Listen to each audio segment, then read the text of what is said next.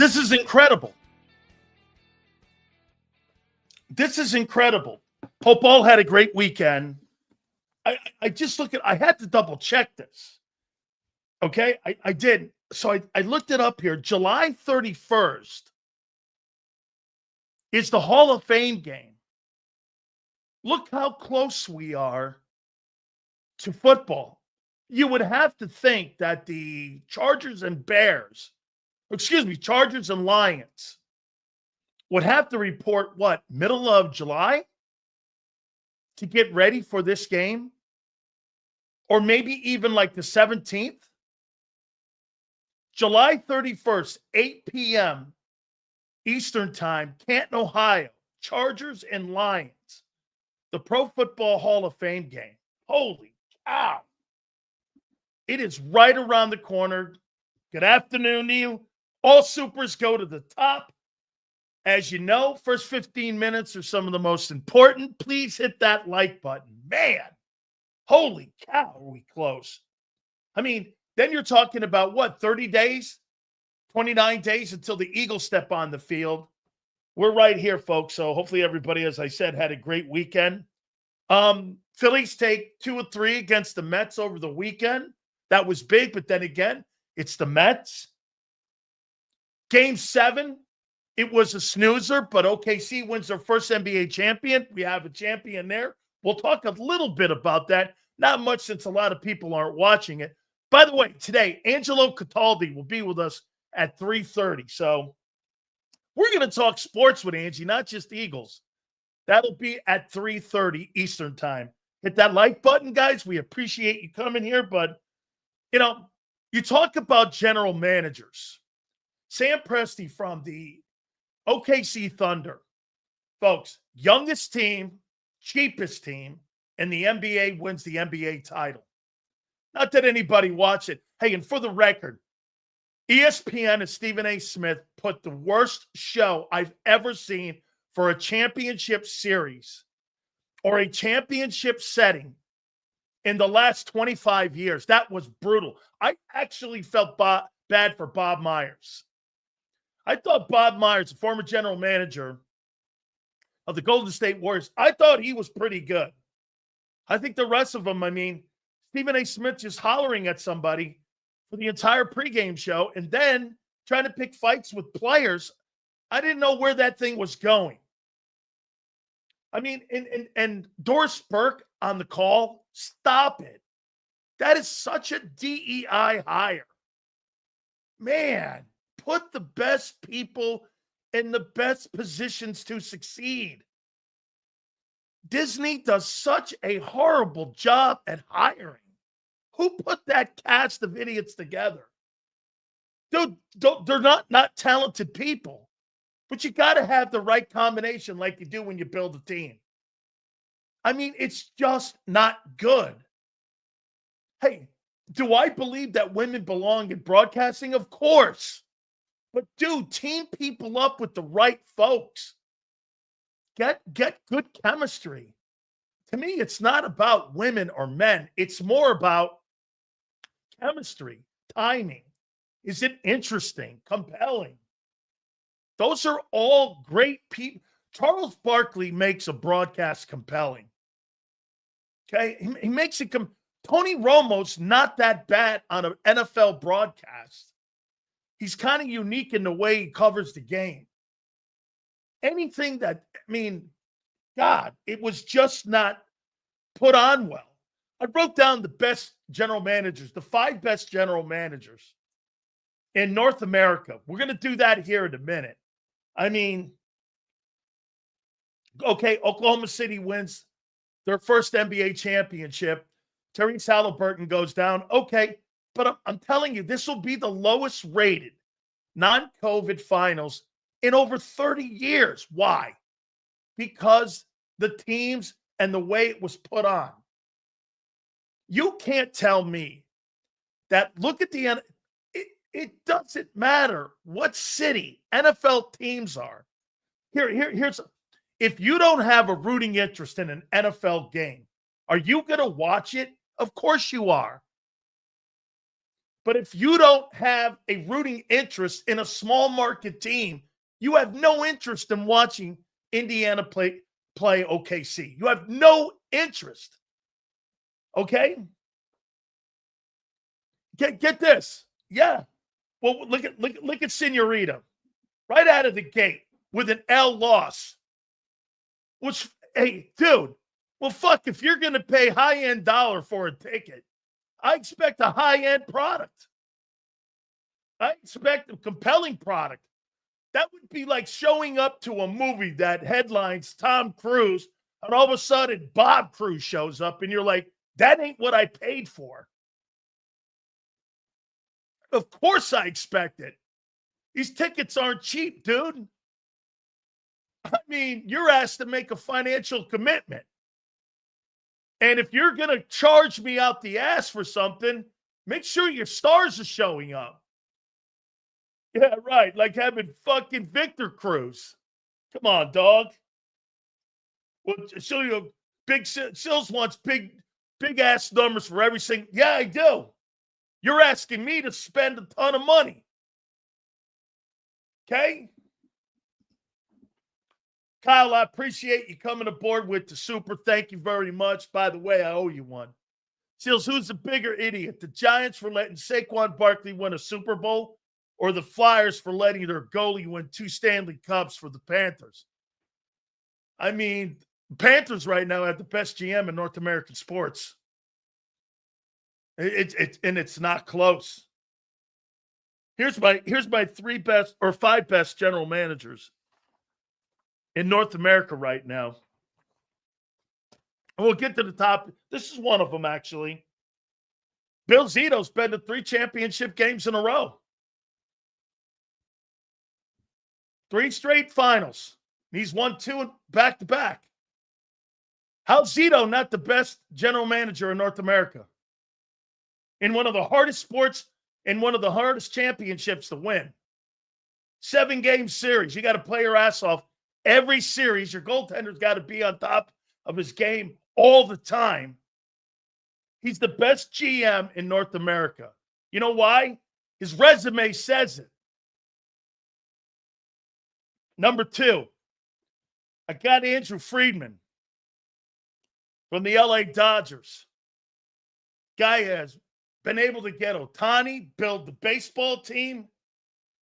I mean, Andrew Friedman's the best general manager in all of Major League Baseball by far. Number 3, I got Howie Roseman, Philadelphia Eagles. Howie has shown how to handle a salary cap. He's shown how to find the most important thing that Howie Roseman has found? The loopholes inside of the tax code. I'm going to use a Trumpism here. Howie Roseman has found all the tax code loops, and him to be able to go in and, manipulate a salary cap using the void years. And now they're pissed off at him. I mean, he's a great general manager. He really is, and I'm wrong about it. Number 4, I got Sam Presti from the OKC Thunder. Youngest team, cheapest team. They were number 1 from the beginning to the end. And they have done a remarkable job with that program and with that franchise and how the fans love that team. Make no mistake about it. They love that team. Senior Goldberg interview all over X this week, and don't know these all wrestling pages can deal with the real big seal, the real heel big seals. JD3. By the way, Diamond Dallas Page is on tomorrow at 3:30 Eastern time. And then I believe we're getting Roman Reigns on it on Thursday. Since you guys liked it, we're going to bring those guys all in. I'm working on a bunch of people too, man. You guys know who Taz is? I'm working on Taz. Do you know who Taz is? So we do entertainment. We do sports. Sometimes we have a little political figures on here as well. So we're going to do DDP. We're going to do Diamond Dallas Page tomorrow. That's going to be at 3:30. He's been on already. Okay, so Taz, we're working on getting his backside on here as well. Hit the like button. So since you guys liked it, and by the way, the WWE is going to use it for the championship match. Goldberg and me, they're going to, Xander, I didn't tell him, but like in the pregame to the championship match, they're going to use like a snippet. Xander said it was cool, so they're using a snippet of it heading into the championship match. So we're looking forward to that. And by the way, number 5, I got Brett Veach, Kansas City Chiefs. Here are the 5 best GMs in North American sports. Bill Zito, Panthers. Andrew Friedman, Dodgers. Howie Roseman, Eagles. Sam Presti, Oklahoma City Thunder. And Brett Veach, Kansas City Chiefs. All these guys, massive pedigrees in winning and consistent winning. Being able to handle a cap or a luxury tax, and also being able to play or develop and hire the right coaches. You know, Nick Caserio is a fantastic GM, and I like him, but I put the guys who are winning right now championships. Brett Veach has, 3 titles? Been to 3 straight Super Bowls. Howie Roseman has been to 2 Super Bowls in 3 years. Sam Presti has had that OKC team front and center. They finally closed the deal in a Game 7 last night. Andrew Friedman, I mean, what can you say on what he's doing with the Dodgers? And Bill Zito's been to 3 straight Stanley Cups. I don't know. He's the best GM right now because his team has gone to 3 straight championship settings. They may have a shot to go to 4. That's insane. In the NHL, the last team to win 3 straight Stanley Cups, I believe, are those Islander teams. When I was a kid, I told you guys this. When I was a kid, every year I was in high school, the Stanley Cup was won by the New York Islanders. See here? Absolutely. Brad Holmes has done a great job, and he's impressive. But I would say this to you, okay? They still haven't won a title. They still haven't won the title, you know? Yeah, Bob Myers is now in the booth. He's not there any longer. The guy who built that team, let's not forget, Jerry West was a consultant for that Golden State Warrior team. Remember, there was conversation of trading Steph Curry. And Jerry West said, you trade him, you'll regret it. And so they didn't trade him. And it was Jerry West who made the owner pump the brakes on getting rid of him. Remember, there was talk of trading Steph Curry, there was talk of trading him. Hit the like button. Super chats go to the top. All right. So let me get to I got to do it to you guys. Okay. I have to do it. Let me go here. I have to do this. This goes down, in my opinion, as one of the greatest lists I've ever seen. And you guys know I'm huge on lists. By the way, Angelo Cataldi will be with us at 3:30. So we're looking forward to Angelo. So I got to bring this up here. This is fabulous. Hey, by the way, I did not make this list up. Okay? I did not make this list up. Yahoo Sports has named the 10 best quarterbacks entering the 2025 season. Hey, I want to preface this one more time. I did not make this list up. Okay? I did not do this. Not me. I have nothing. Okay? I have nothing to do with this. Okay? Nothing. See, as you heard, the Flyers just traded for a forward from the Ducks. Hey, Kyle, no disrespect. Great. Thank you very much, brother. I appreciate it. Here we go. Yahoo's 5 best quarterbacks entering the 2025 season. Big Sills has nothing to do with Yahoo Sports. So here we go. Number 10. You got CJ Stroud at number 10. Kid who's put the team in the playoffs every single year. He's been the starting quarterback in Houston. Damn good pick.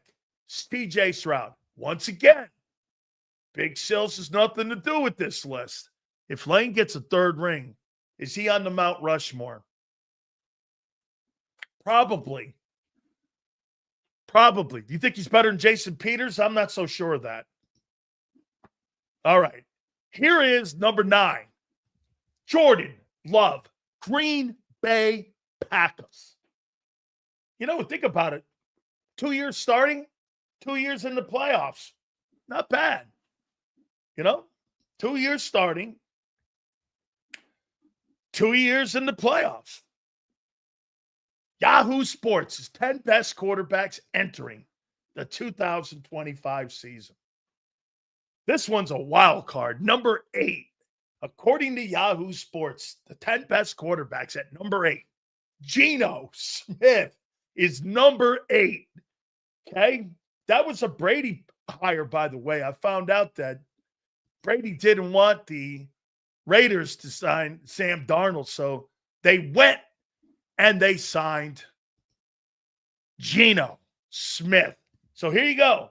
According to Yahoo Sports, entering the 2025 at 10, CJ Stroud. At 9, Geno Smith or Jordan Love. At 8, here you go, Geno Smith. At number 7, from the Dallas Cowboys, Dak Prescott. Prescott, the highest paid quarterback in all of pro football. Man, by the way, I have nothing to do with this list. This ain't me. This is Yahoo Sports. So CJ Stroud at 10, Jordan Love at 9, Geno Smith at 8, and Dak Prescott at 7. At number 6, having a great career in Los Angeles after leaving Detroit. Damn. It is Matthew Stafford coming in at number 6. All right. At number 5, now we're in the top 5 best quarterbacks entering 2025, according to Yahoo Sports. Damn. What a great list. At number 5, Justin Herbert, Los Angeles Chargers, comes in at number 5. At number 4, from the Cincinnati Bengals, it is Joe Burrow. Wow. Look at this list. These guys are just right on the nail. Stafford's at 10. Excuse me, CJ Stroud's at 10. Jordan Love's at 9 from the Packers. Geno Smith's at 8 from the Raiders. Dak Prescott is 7 from the Cowboys. Matthew Stafford is 6 from the Rams. And Justin Herbert is 5 from the Chargers. And Joe Burrow 4 from the Bengals. Here are your top 3. Surely Jalen Hurts is in this thing. At number 3, from the Buffalo Bills, it's Josh Allen. He comes in at number 3, according to Yahoo Sports. At number 2, from the Baltimore Ravens, it is Lamar Jackson. And the number 1 quarterback, according to Yahoo Sports, heading into the 2025 season, it is Patrick Mahomes. Okay, well, I mean, let's see here. Let me take a look at that list. By the way, I had nothing to do with this list. Mahomes 1, Lamar Jackson 2, Allen 3, Joe Burrow 4, Justin Herbert 5, Matthew Stafford 6, Dak Prescott 7, Geno Smith is 8, and Jordan Love is 9, and CJ Stroud is 10. There's actually no Jaden Daniels on this thing either. Wow. Man, look at that. Because once again, nobody looks at rings when it comes to talent. They talk about that's talent they're talking about, not rings. I think they're two different discussions too. Like, of these quarterbacks to win a football game, here, what is this? The first round privilege list of playoff chokers? Kyle, here, watch this.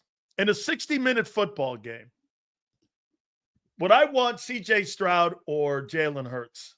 I'd take Hurts. Jordan Love or Jalen Hurts? I'll take Jalen. Geno Smith or Jalen? I'll take Jalen. Prescott? I'll take Jalen. Stafford? If everything was equal,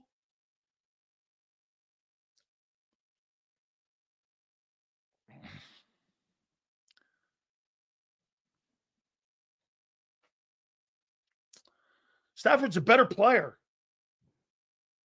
I'm taking the better player. I'm taking Hurts over Herbert. I'm not taking Hurts over Burrow. I'm not taking him over Allen. Would I take him over Lamar? Probably. Would I take him over Mahomes? If you had to play 10 times, I believe, if everything was equal, Mahomes would win that thing 7 times. If all the teams were equal. But, I mean, yeah, the majority of that list, you put Hurts third on that list when it comes to picking players that you would take over Jalen. But when it comes to talent, Hurts isn't on that list when it comes to – this guy just picked this list on people who could totally throw the football. And if you notice, they're all pocket guys except one. Lamar Jackson. The rest of them are all pocket dudes. So obviously this guy's partial. You could see by the names and the way he listed them. Nobody would put Geno Smith. Now, Geno Smith had the 8th best passing attack in football a year ago. And that's why he's on this list. It's not because he's a superior quarterback to Jalen, but he put this on here because he's better from the pocket than Jalen Hurts. That doesn't count. See this stuff? That's irrelevant. It's irrelevant. They don't play against one another. Now, if you're talking to me about Derek Stingley matching up against A.J. Brown, that's one thing. They don't play against one another. How do you put that in there when one defense is worse than the other? It's impossible. It's an idiotic conversation. That's an idiotic convo. They don't play against each other. I mean, really. Okay? He would win. He's a better player. He's been to 5 Super Bowls, dude. 3 in a row. He's a better player. Jalen Hurts is not a better player than – how many people in here believe that Jalen Hurts is a better player than Patrick Mahomes? I'll tell you what, I'm going to shut the fucking show off if that's the case. How many people believe that? Honest to God.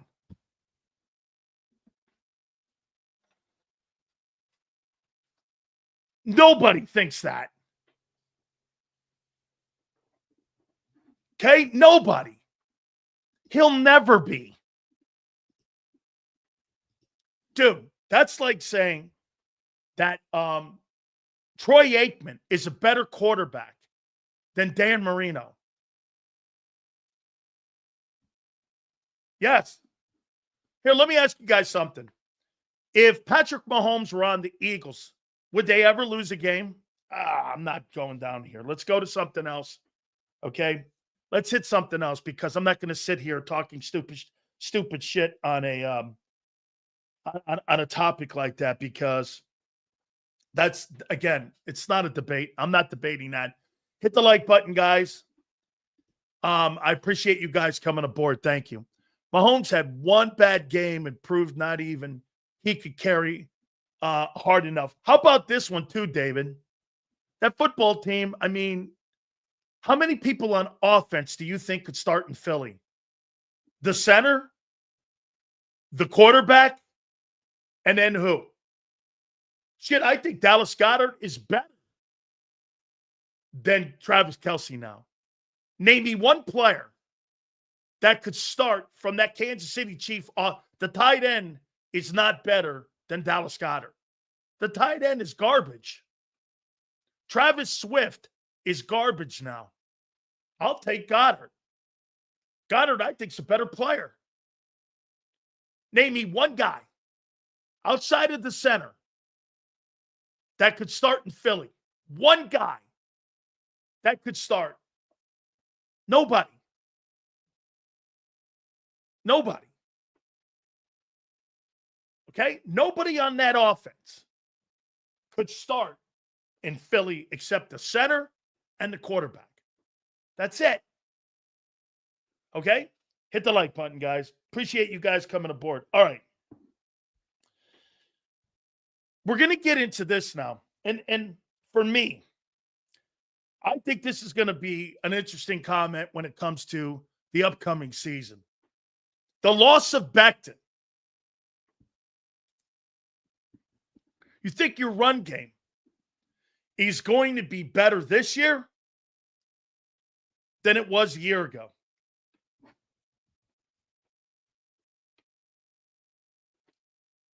Will the run game of the Eagles, will it be better this year? Or will it be better than a year ago? And if so, why?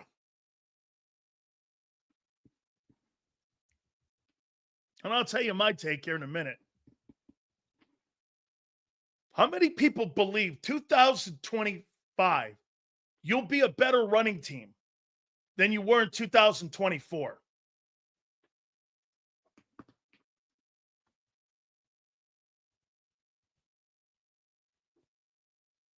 How many people believe this? It's not what I asked you. Do you think your run game will be better than it was a year ago?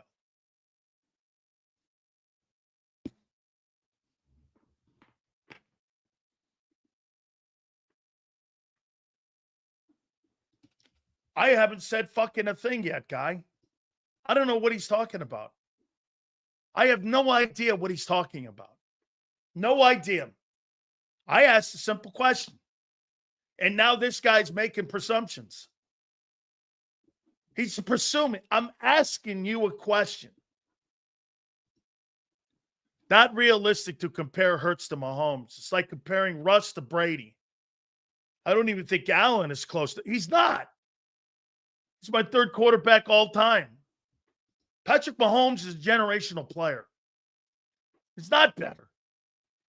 Hurts is not a generational player. Okay?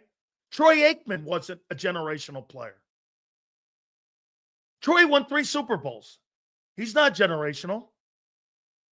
Nobody would pick Troy Aikman to build their team to win games. Nobody. The catalyst that changed everything in Dallas was Emmett. He's the one that made the O-line better.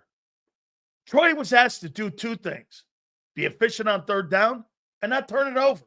That's it. Nobody would pick Troy Aikman to build their football team around. When you consider the greatest quarterbacks of all time, he's not one. And he's got 3 rings. No, Becton created holes for Barkley to run through. Here's my take. I think it's insane to think that you're going to have a better running attack. This is like the conversation we had before when it came to your defense being better with 5 starters from the Super Bowl gone. It's insane to think this. Do you not think teams... Let me ask you this.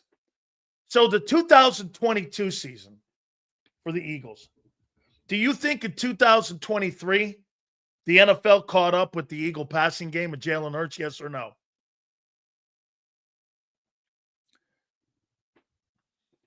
Do you? Well, how can it be better when you lost a player and you were 30th in passing a year ago?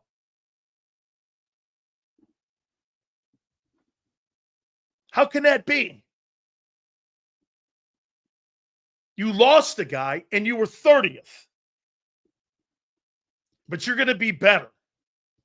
How? Okay. Here's my take. It's not going to be better. Defenses are going to be gearing up to stop you. They're going to put everyone in the box. And what they're going to do is Jalen Hurts is going to be asked to win games from the pocket. You're going to find out this year.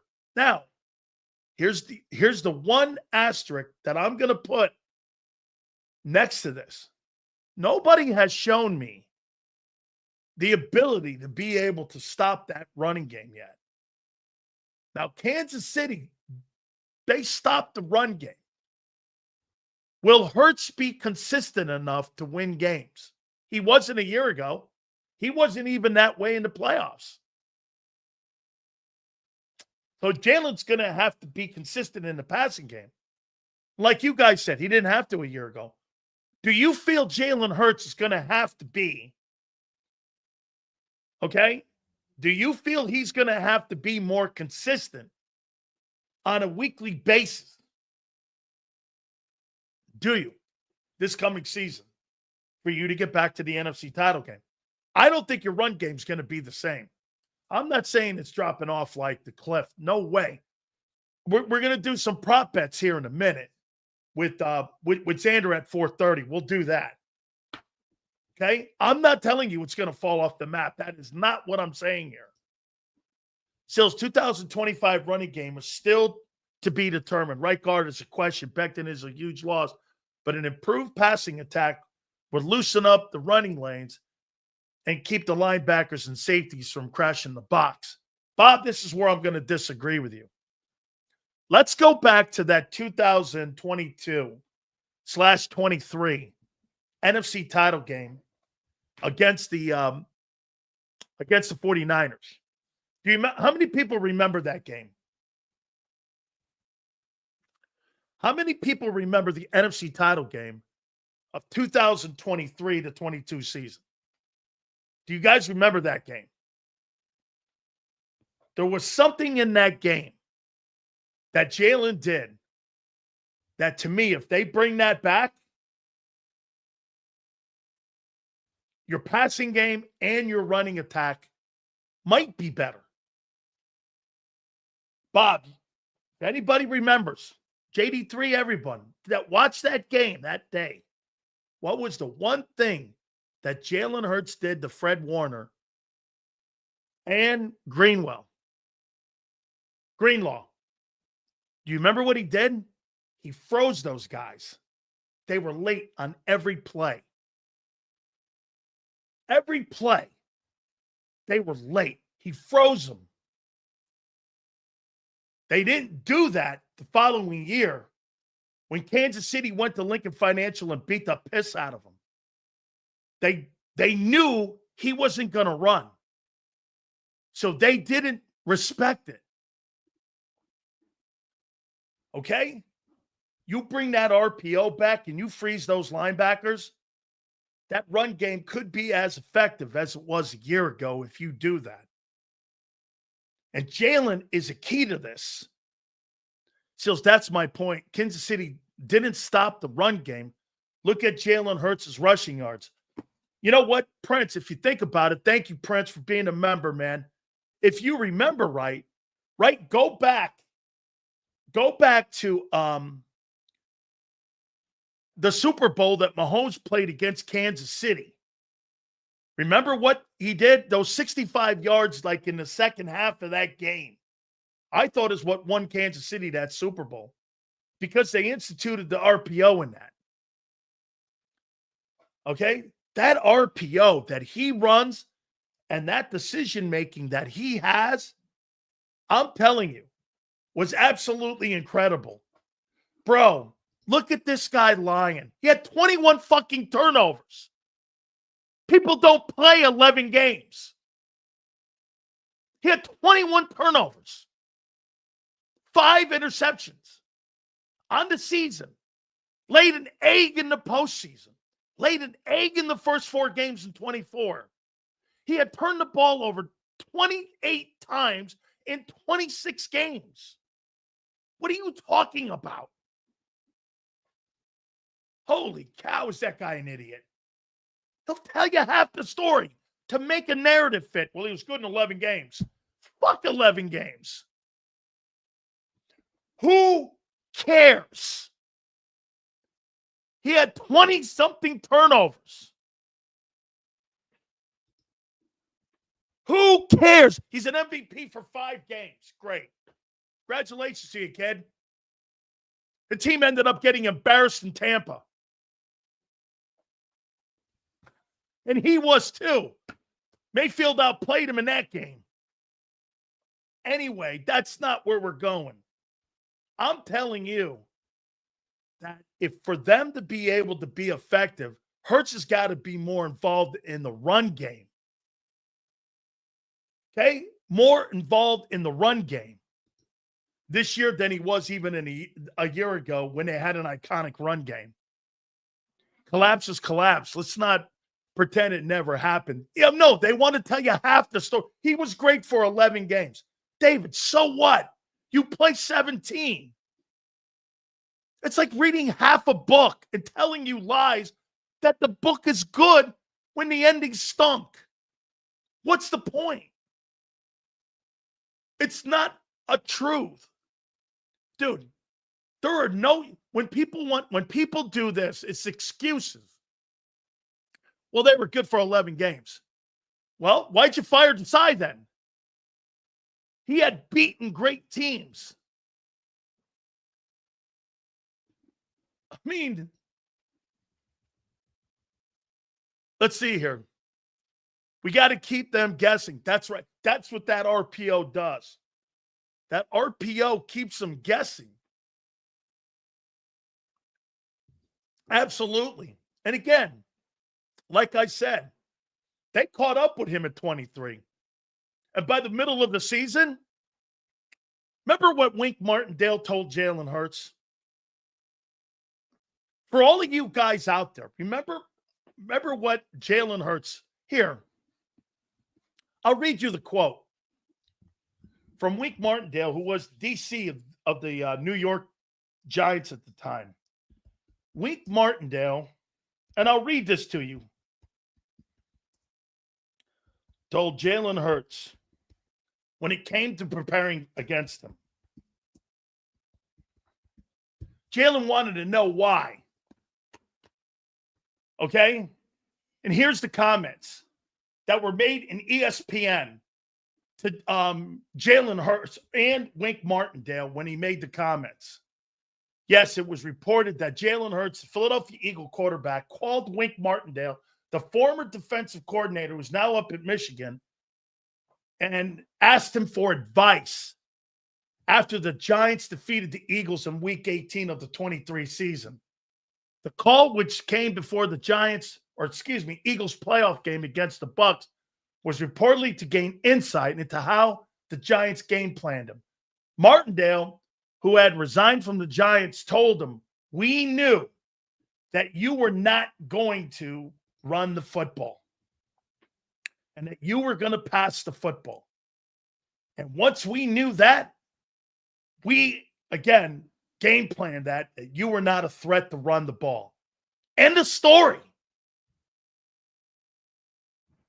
Jalen reached out to him. So whatever you want to read, okay? Let me say this to you. See this here? Get this. Look at me, what I'm telling you folks. The league caught up with him. That's why they went and got a running back. And that's why they took the ball out of his hands. Okay? Everyone saw it. You know, what you're trying to do now is revise history.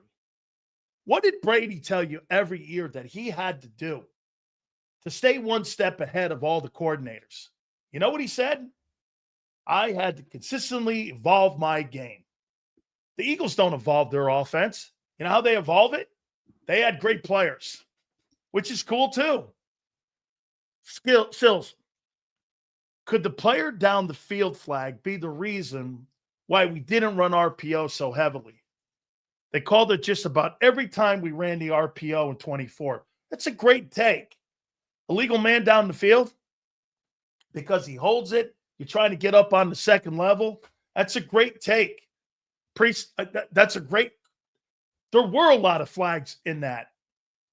Okay? There were. Get this, folks.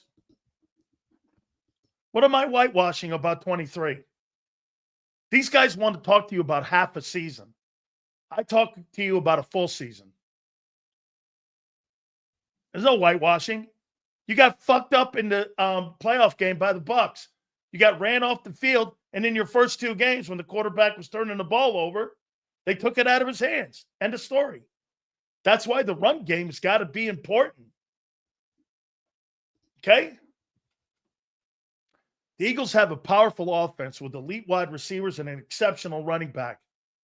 And Jalen Hurts' ability to run.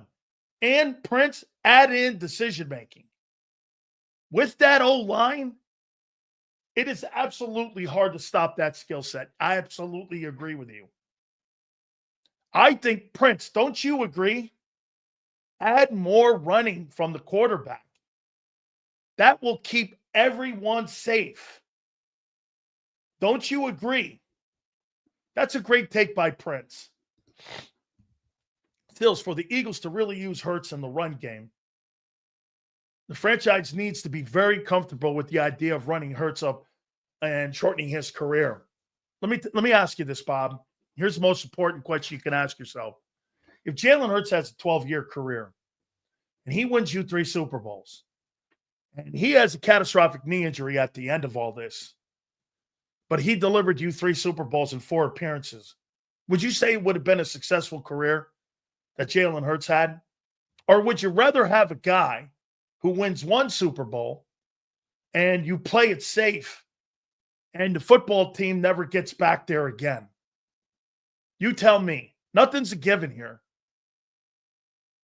Okay? Nothing is a given.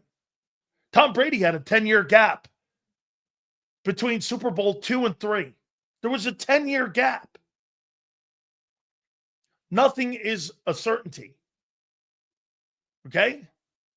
I want to run him. Now, remember what Phil Simms said. Phil Simms said, if you're a quarterback and you're running with the football, you have more control over getting down. This is where, again, folks, I think your quarterback is smarter than Lamar Jackson. He's a smarter player. He totally is. I mean, I love Lamar Jackson. I do. I am a huge Lamar Jackson fan. I think he's one of the greatest athletes ever to play. But Jalen's a smarter player. I think he's got a better feel for it. And here's the most important thing. Okay? Here's the most important thing about it. Okay? He's in those big games more than Lamar. Lamar's not really in big games. Okay, you're in big games in the regular season. Jalen Hurts has graduated from that. His games are now in the postseason. Look, I'm not telling you that the Cowboy games and the Ram games and the Chief games, the Commander games, I'm telling you, those games, I'm saying they're not important. But, dude, when you're winning NFC title games, Jesus criminy, this guy's got 2 NFC championship wins and a Super Bowl. That shit matters in my book. That stuff matters.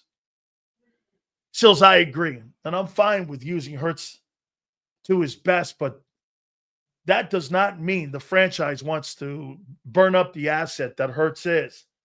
Dude, I don't care about Jalen Hurts having a 15-year career. I care getting the maximum. Hey, Bob, would you treat a thoroughbred like that? Would you sit a thoroughbred for the Preakness after he won the Derby? And you knew full well he could win potentially all three? Would you sit him because you were a little nervous? Would you? Okay. Or would you run the guy knowing full well you don't really have a lot of time with him? He's a 3-year-old. Okay. I mean, I'm going to play Hurts. That's okay. So wait a minute. Well, let me ask you this with Barkley. Are you going to do that with Barkley this year? Are you going to save him?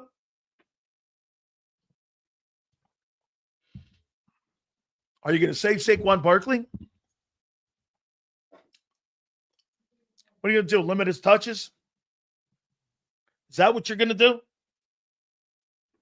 I'd say you run the quarterback more. I fear Hurts running the ball more than I do Jalen Hurts from the pocket. He has not been a consistent passer since 2023. 22, actually. He has not been a consistent passer. Okay? Sills solely admits Jalen is a special breed. He's a great decision maker. I'll totally give him this. Just because Mahomes is better. Mahomes is a better player. I mean, he's a better player. Dude, there's better players than Jalen Hurts. There's better players. That doesn't mean they win. Justin Herbert's a better player. Does that mean Justin Herbert's going to win more games than Jalen? No. Does that mean Jalen knows how to use people around him better? Yeah. There's more to just throwing the ball. There's more to it. Okay? There's more to that. I told you, in my opinion, this is my take. The great quarterbacks are the greatest students of the game, hardest workers, and the smartest people. Okay? And you have a relentless pursuit of greatness. Things you can't see at a combine. You just can't. Jason, thank you, brother. That's really cool of you, man. I appreciate you. If Hurts wins his 2 more and keeps having the running stats and gets his passing numbers up, he sure would be a surefire Hall of Famer in 12 years. Almost like Russell Wilson's trajectory, almost, but better. You put 2 Super Bowls, 2 more on there, and you got 3, and you have 3 Super Bowls and 4 appearances, yeah, you're going to Hall of Fame. Yes. I don't care what the numbers look like. And he was the catalyst in all those? Absolutely, he's going to Hall of Fame. Absolutely. By the way, that thing about the Yahoo list, it just shows you. I keep telling you guys this, not that you care, but I keep showing you this. People outside of Philly they have respect for Hurts. But you know what they don't think? They don't think he's one of the elite guys in the game. I think he's on a good team. Is that fair? A little bit, but not a lot. In my eyes, well, he can't help. He's got the best GM in football. Good for him. But just because there's good players around him, I've seen teams with great players around them and not do shit with them. So, I mean, winning has to matter. It has to. You can't just do this. Well, the guy's got a better arm. The guy's better from the pocket. The guy's a better athlete, period. But wait a minute, this guy wins more. Well, you can't just dismiss that. Just to fit your take. You can't just fucking go, well, he doesn't win, though, with that guy, with that. Well, that's the team. Well, then now you're taking the convo in a different direction. Jalen is very lucky that he has done this in his career. And the latter one, he had no choice. Think about this. Jalen Hurts has been at Alabama, Oklahoma, and Philadelphia. I don't think you can have 3 better programs in your career. If you're going to give me 3 programs that a quarterback has been at, Josh Allen's been at Wyoming and the Buffalo Bills. They were horseshit before he showed up. Complete horseshit. Cincinnati, complete horseshit before Burrow showed up. It's not a rip. It's cool that you're able to go to play. Now, again, remember there were 2 teams that had a great interest in Hurts on draft day: the Steelers and the Eagles. Shit, I say this to you: if Jalen Hurts lands in Pittsburgh, they're probably winning a Super Bowl in Pittsburgh. Okay, they're probably winning the Super Bowl. You have no control where you go. And if you're a good player, traditionally you go to shitty places. Look at Trevor Lawrence. He is in a play. He's got to win, or you're going to start putting tag on him of a bust. I'm good. If he don't win this year, man, that guy's got to do some shit this year for me. So who is to blame why the Bills haven't been to a Super Bowl with Josh Allen? The general manager. Let me ask you this, Marcus. If you take Josh Allen off that team, they win 4 football games. They don't have talent on that team. Defensively, they have a little, but they still got to cut another $25 million in cap. Is it the front office to blame for leaning on Allen so much? Or Josh, because he choked? Josh Allen has to play against Lamar Jackson and Patrick Mahomes in the playoffs every year. You're playing Brock Purdy and Dak and Jordan Love. Not quite the upper echelon dudes. Again, he's beating them. So it's not an excuse. But let me ask you this. What kind of how many people would say this? Compare the Bengals to the Eagle organization. What grade would you give the Bengal organization compared to the Eagle organization? Would you the Eagles are an A. What would you give the Bengals as an organization? A D? All right. An F? Okay. A D? Okay. So Joe Burrow plays, in your eyes, at a D organization. What do you think the chances of that guy leading a D organization out of the pits to win a Super Bowl? Dude, for him to even get there was remarkable. Remarkable. There's no culture. There's no culture of drafting. And when they do, they get rid of guys because they can't pay them. They're fucking looking at getting rid of Trey Hendrickson. All right. The Bills organization, prior to Allen showing up, there was 10 years they finished in last place. By the way, you see this? It's not excuses, it's reality. Okay, Lewis, what would you give the Bengal organization? A fucking A? Give me a break. The guy's an idiot because he wants his boy to be glazed over. By the way, he's at an A organization, and Jalen's giving you A results. Nobody's taking that. I am not taking that away from him. That is not what I'm saying here. Jalen is in a great situation, and he's taking advantage of it. Do you know how many people get in great situations? And Carson Wentz did not take advantage fully of his ability and opportunity in Philly. Do you not agree with that? Do you guys agree?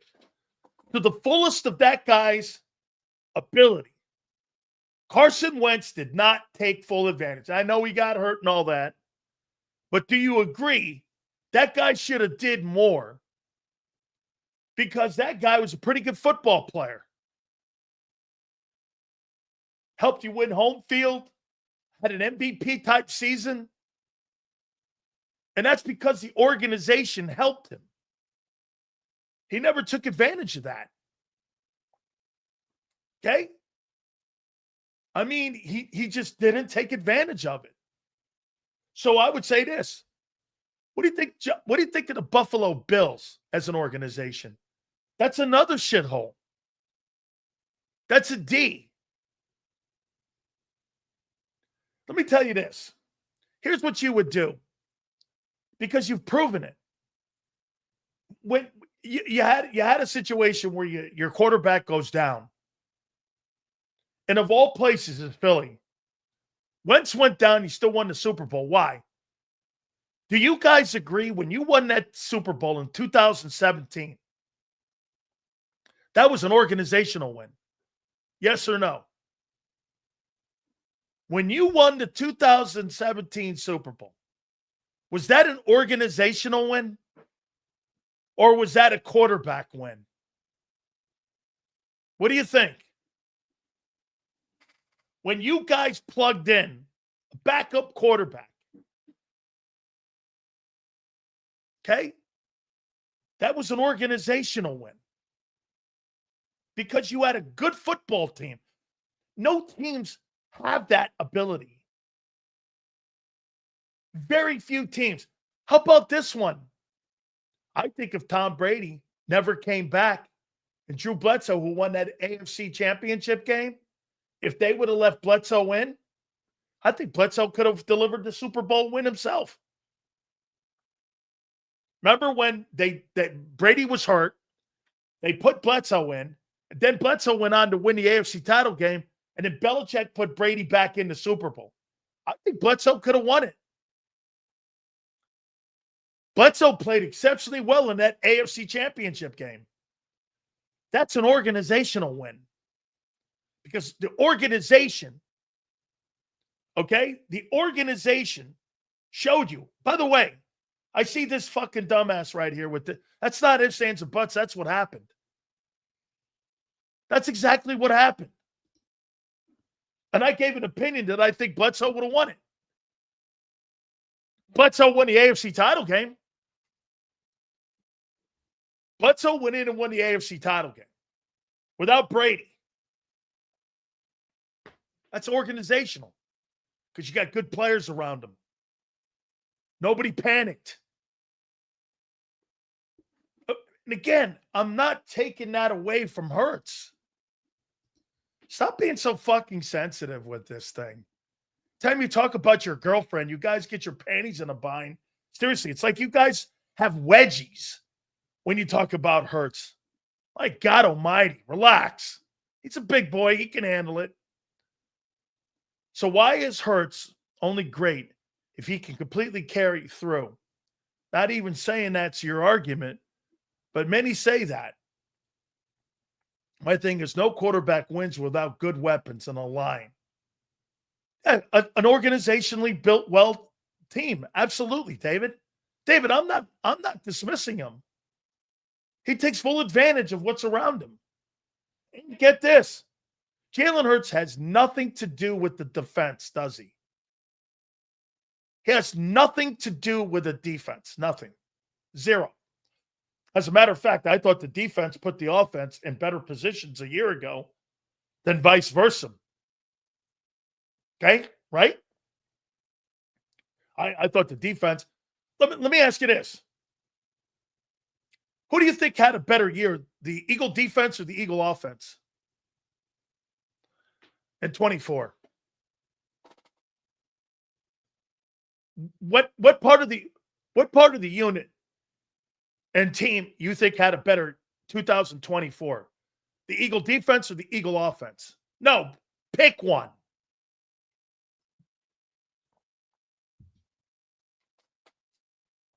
Defense was number one. Defense was like number 8 in rush defense, and they were number 1 in pass defense. No, your offense was not historical. When you're 30th in passing, you are not historical.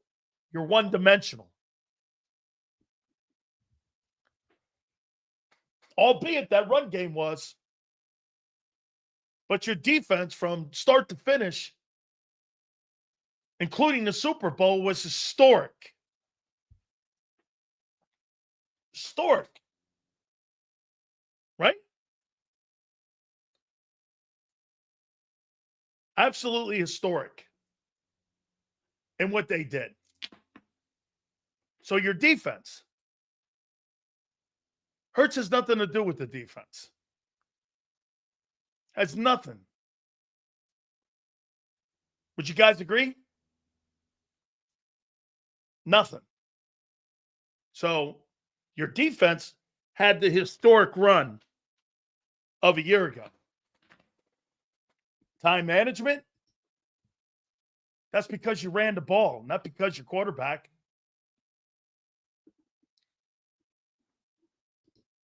The defense was just insane. That's right.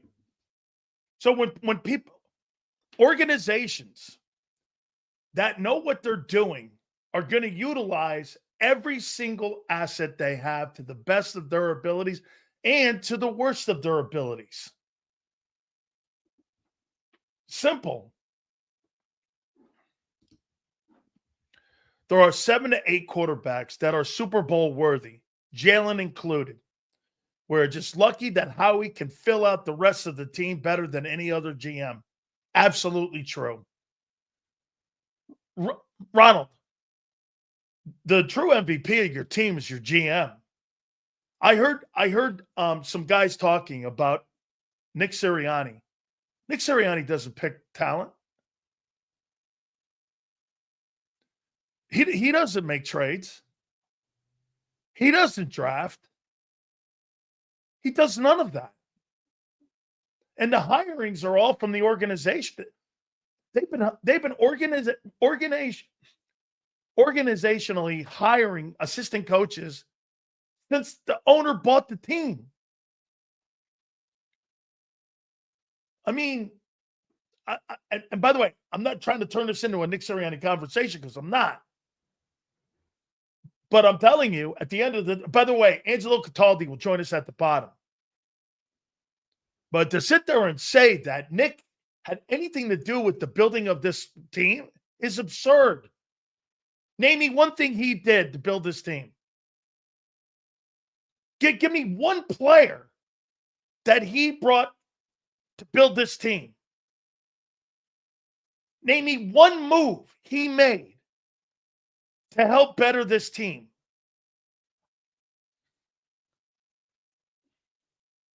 Name me one.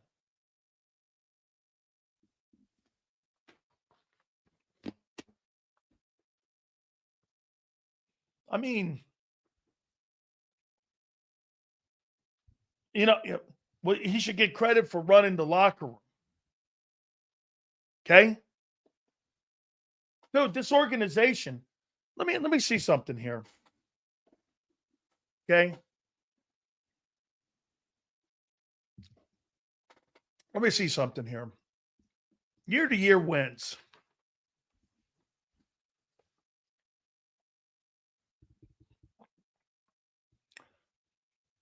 Year-to-year wins.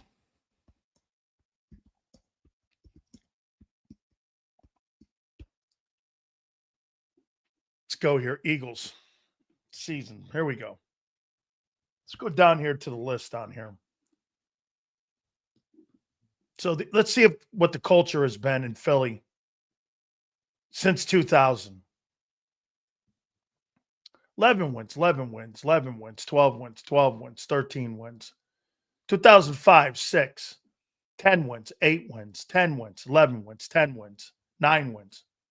2012, 4 wins, 10 wins, 10 wins, 9 wins, 9 wins, 13 wins, 10 wins, 9 wins, 9 wins, 14 wins, 11 wins, 14 wins. Shit, since 2000. You've had 2 losing seasons. Who built that culture? Nick? Come on, man. You've been winning since 2000. Sirianni is a supervisor, someone who has no authority. I don't think that's completely true, Kyle. Thanks for the super. It's his team, for sure. And I think, again, he's not a traditional coach. It's okay. It's just different. You can be defined different. Okay? Get this. See this guy? He's so bro, I point out George Seifert to you. What's his excuse? He had 108 wins in 8 years. 108 wins in 8 years and 35 losses, and was 11-5 in the postseason with 2 Super Bowl wins. Was he not part of the organization and the culture in the organization? Why the fuck did they fire him? By the way, he was fired with an 11-win team. This guy LJ is a fucking awful, and this guy's taking horrific L's today. Horrific L's.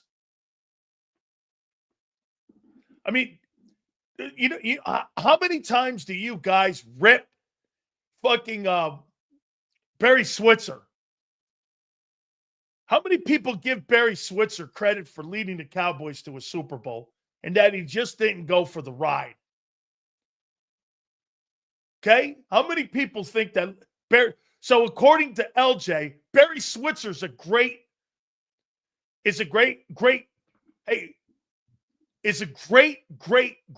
coach. One thing I've noticed between Sirianni and Andy era, this era, Eagles are way better at situational ball. Andy had too much control of that. Time management, he's night and day. Yeah, you're right. That's a great take, Jason. Details are important to this coach. Clearly much better. Yeah, that's a great take. Jason, thank you. D was historic, but Hurts' ability to stay calm and make critical plays was key. I'll bite that. He can have a bad statistical game and deliver in the clutch. You know what I will say? I'll give John McMullen credit because John brings this up all the time. He's relentless. Okay? He's relentless. Nothing about the Eagle organization or the team is traditional. We go about things different in a different way, and it's been proven to work. Yes, it's a great take. Actually, Angelo, I probably think that that's got a lot to do with the way that they think about how their approach is. Absolutely. The job Mr. Lurie has done with the Birds is unreal. Yes. He has turned a perennial loser into a championship organization. Correct. I'm saying it's Howie's record and Howie's confidence in Nick. Okay? And Nick bites it and takes a knee to it, which is okay. Jalen, that makes me so confident in him and them too. Largely, I mean, it's what I see, but I also just believe Howie. Look, I think Jalen Hurts is gaining with more confidence, David. And Howie is the architect here. Nobody else. And by the way, I heard Jeff Kerr say something. And once again, it's so easy for me to kind of like finish a guy's thought. So here's what Jeff Kerr said on Birds 365 this morning. You never hear anybody with any problems. You never hear anybody being late. You never hear anybody with any kind of issues that are on the roster. That's not Nick. That's who you sign and draft. If you sign a bunch of guys that are loose cannons, you're going to get loose cannons. If you do your due diligence on players that are captains, that are committed, and that are consciously aware of who they are and your hiring practice, what do you think the success rate is going to be if you go that extra mile to find out what kind of people they are? That's not a culture somebody fucking puts on a kid who's a nightmare. You can't change. How come you couldn't change T.O.? When you brought T.O. in, how come you couldn't change him because of your culture? Well, that's because that zebra's got those stripes. That's who that guy is. It's who you draft, and it's who you sign. It's not about a coach. When Neil Donahue and everybody in Pittsburgh, when they sign guys, they sign character guys. You don't change somebody. If a guy's a nightmare, he'll always be a nightmare. Okay? And you have to, and if you are going to bring guys like that in, you've got to have a locker room filled with character dudes. Look at Pittsburgh. Again, go back to Pittsburgh. So they bring in Antonio Brown. Well, they got a whole shitload of great character guys to keep the thing in line, including the coach. I'm not saying Nick doesn't have anything to do with it, but it's who you sign and hire. Like I said, if you know who you have, why do you think Brady and Belichick and the Patriots had such a short leash on Aaron Hernandez? They brought him in because there was a whole locker room filled with great character guys. Name me a guy on that Patriots team in 20 years that had off-the-field issues other than Hernandez. One guy. They took a gamble.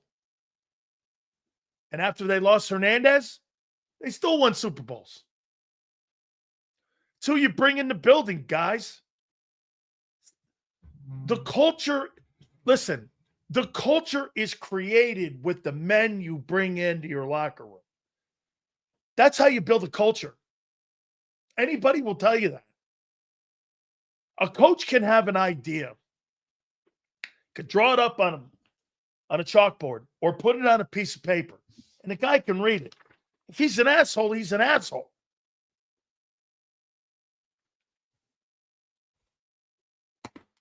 It can't be that hard. That's not Nick. That's the people how he signs. That's the people how he drafts. Do you think there's any, like I said, coincidence? Captains, championship guys. You think there's any, coincidence to this?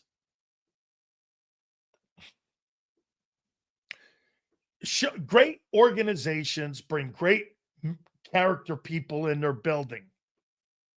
That is totally how you create a great culture. Angelo Cataldi is going to join us at the bottom of the hour. It's not a dump on Nick. Nick has benefited from being. So wait a minute. What do you think has benefited more? Nick Sirianni being part of the Eagle organization or Nick Sirianni coming to the Eagle organization? Who do you think has benefited more? The Eagles having Nick as the head coach, or Nick coming into the Eagle organization? Shit, according to Marcus Hayes, Marcus said Doug would do just as good, if not a better job. I don't know if I believe that, because I don't think you can change out actors in a movie when you got things going the right way. Okay? I mean,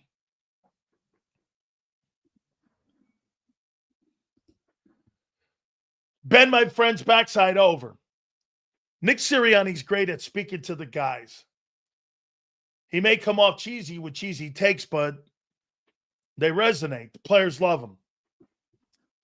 Ben, my problem is this, though, with that statement. I don't need fucking rah-rah speeches. I don't really care about that stuff. That stuff is high school. I want to go out and I want to play my best because I love to compete. I love to contend. And I want to be the best I possibly can be. Fucking some guy talking to me. I don't care about that. No, I'm not saying that. Look, halftime speeches are stupid when you're at the pro level. Every Tuesday, when you get direct deposit and your check hits your bank account, you know if you're doing well or not. Not some guy fucking talking to you and patting you on the back. Nobody, that stuff is for high school football. Hey, congratulations to you, man. You did great and all. Hey, listen, when you're winning, all that shit's great. But when you're competing and all, and you're in a tough year and you're battling, that shit, man, it's all about getting out there and taking care of your own sandbox. Okay? Just taking care of your own sandbox. Players always stood by Nick, except for 23, right? Or how about, hey, let me ask you this always. You think Nick stands by his coaches?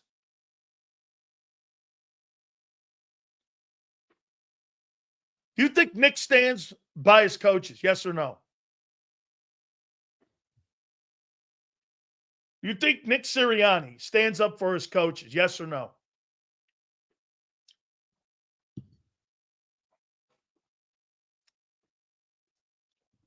Yes or no?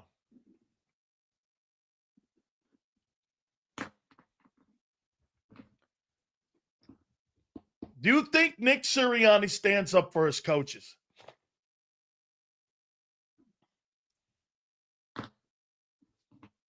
Like, did he stand up? Okay. No, not always. I see. Now, look. This is where you get in trouble. Yes, indeed. So you think he stood up for Ben or for Brian Johnson and Sean Desai or who else? Name me a coach that got fired. Any of them.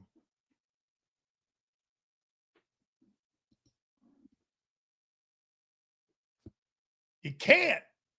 You know why? Because coaches aren't going to tell you the truth all the way. Because especially when you work in an organization like the Eagles. And by the way, that's not uncommon anyplace else.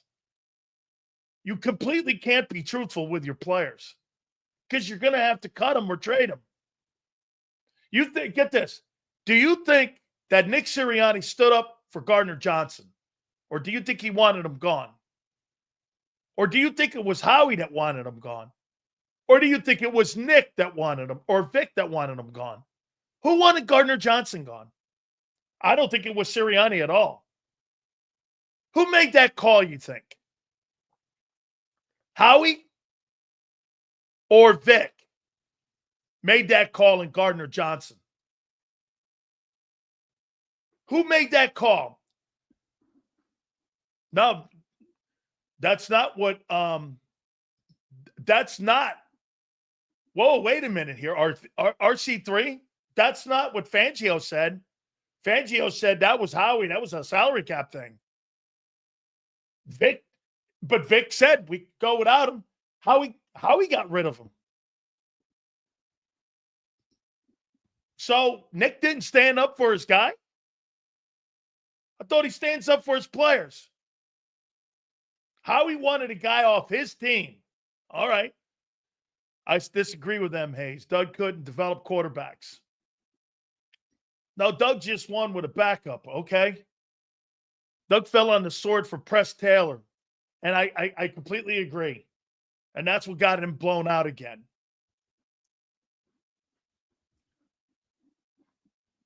Kimberly, put that back up there again because I saw something there. I think maybe you said repost that, Kimberly.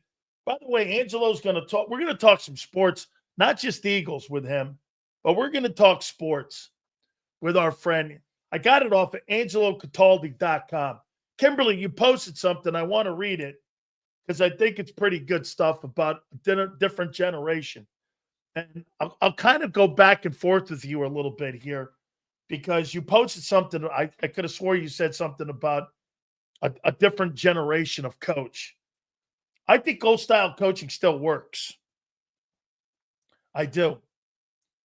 I think Brian Flores is an old school coach. I think these organizational guys that you see today in the NFL, I do think it's different. I do. I think it was different. And how they have to go with the analytics guys. Yeah, no. I mean, Kimberly, if you could repost that, I would appreciate it because I think that was a pretty good take about generationally. The coaches are different today than they were when I played and when I was coached. It is completely different. And you've got to be here. You're a different generation of player. These guys need this a little bit more of the unification. That's a pretty good take. You're saying they got to have togetherness more. See, to me, though, man, I think a culture is who you put in the building and the type of players you have around you. Kimberly, I'll give you another example. When you're around a championship setting and you got championship players around you, you know it. Just by the way they prepare.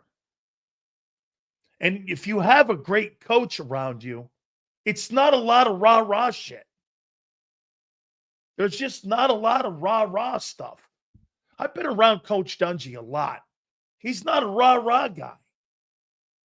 He's not a phrase kind of guy.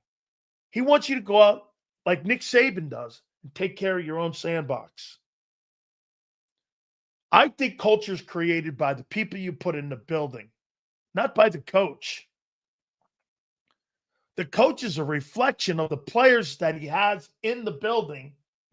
But again, Nick doesn't bring any of them guys in. So Nick's a product of the players in the building. Do you understand that?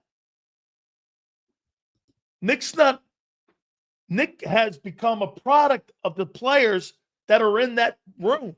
The 57 guys, the 90 or the 71 guys that are in the building that Howie's put in there. He's become part of that. Has he expanded it? Yeah, probably a little. I would say that. Who are the 5 worst coaches in the NFL?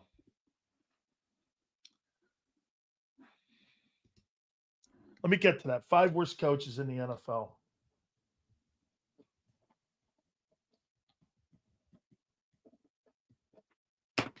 It's going to be hard because organizations will have a lot to do with that.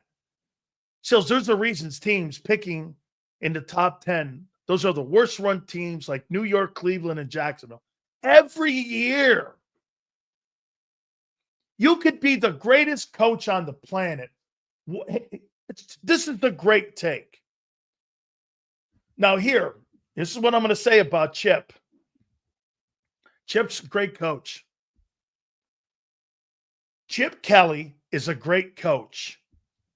You know what he's not? He's not a good connector and communicator. And if you can't communicate, I don't give a shit what kind of X's and O's you have. You're not going to be able to tell the players what you want to have happen. You know why? He can connect with young players and college kids. They don't know any better. They just don't know any better, so they're going to be gullible to it. Chip you can't talk to a man like you talk to a 19-year-old. It's not going to work. Okay? Let me tell you, when you get into a room with a 34-year-old man and he's had more success than you, and you try throwing bullshit at him, that guy's going to shut down on you faster than you can look at anybody. Chip, I mean, if I'm not mistaken, he had double-digit wins, right, his first 2 years? Then all of a sudden, what happened? The players stopped listening. You know why? He thought he was going to run that up tempo. And he didn't. The players kept telling him, Coach, we don't have 85 guys. We got 53 guys. And what eventually happened? You ran your defense into the mash tent. And players who didn't come along, he cut. Deshaun Jackson, Shady. And those guys who didn't want to come along because they were probably standing up they probably weren't adversarial to him. They were probably going, Coach, this stuff here is not going to work, man. You're running us into the ground. They probably tried talking to him, and then in the end, it backfired on him because he thought they were being subversive. That's what an insecure coach does. Chip's a great coach. He's just not a great people guy. Yeah, he burnt that team out. I knew it because I'll tell you why. I was down in Tampa. I was in Tampa, and they were thinking of hiring him to be the head coach. I went just like this. Well, that up-tempo thing he runs up in Oregon will not fly in the NFL. I mean, he tries to get 60 to 80 plays a game. That's not going to cut it. You don't have the personnel on the sidelines to do that. And sure enough, in year 3, the things started coming apart. Players were constantly injured. Chip is a great coach. Yes, he is. This guy's a great coach. He knows X's and O's as well as anybody. Shit, one year he shows up at Ohio State to win the national title. Now he's the OC of the Raiders. He's a great coach. He is. He's not a great head coach. Once again, Curtis, you don't know what the fuck you're talking about. Nobody said he's a great head coach. Who said that? Who said that? Where in the world did you hear me say that he's a good head coach? Okay? Where did you hear me say that? Dude, you can be a great coach and not be a great head coach. We see it every day with coordinators. I don't know if Brian Flores will be a great head coach. I sure know this. That guy is one of the greatest defensive coordinators in pro football. How about this one? I know this. Vic Fangio is not a very good head coach. So wait a minute. According to that guy, Curtis, Vic Fangio is not a good coach because he's not a great head coach. That's not how I look at it. Dolphins, Titans, Jags, 49ers, bottom 5 coaches. No, Kyle Shanahan's not a bottom 5. That's not true. Okay? I do think Chip would be a great offensive coordinator. You know why? He'll be a great offensive coordinator because he has no control of the personnel. Because he'll do well in Oakland, or excuse me, Las Vegas. He will. Because he only has to talk to one guy, the quarterback. He doesn't have to talk to 700 guys. He doesn't have to talk to the entire team. He doesn't have to talk to his O-line. He doesn't have to talk to his tight end coach. Oh, he does a little bit, but no. Chip Kelly's a good coach, man. By the way, he could spot talent. He brought Lane Johnson in. Did he not? Did he not hire Jeff Stoutland? You tell me. Did he? So he helped draft Lane. He helped draft Zach Ertz. And he hired Jeff Stoutland. You tell me. Nobody said he doesn't know what he's doing. Let me ask you, Curtis. So he brought in Lane Johnson, Jeff Stoutland, and Zach Ertz. You think that a bad coach did that? He's a bad people guy. That I will give you. Doesn't know how to talk to people. People. He knows how to talk to a quarterback. Remember, you don't have to be best friends with your QB. Just do what I'm telling you. Okay? The limited amount of people that Chip can talk to is the best thing for Chip. That's the best for him. Talk to a quarterback. And by the way, you think there's any coincidence they got a veteran quarterback in Las Vegas so that in case something goes sideways, he could tell Chip to go fuck himself?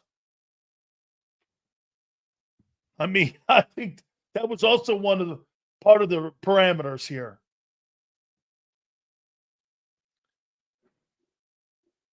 Yeah, so let's see here.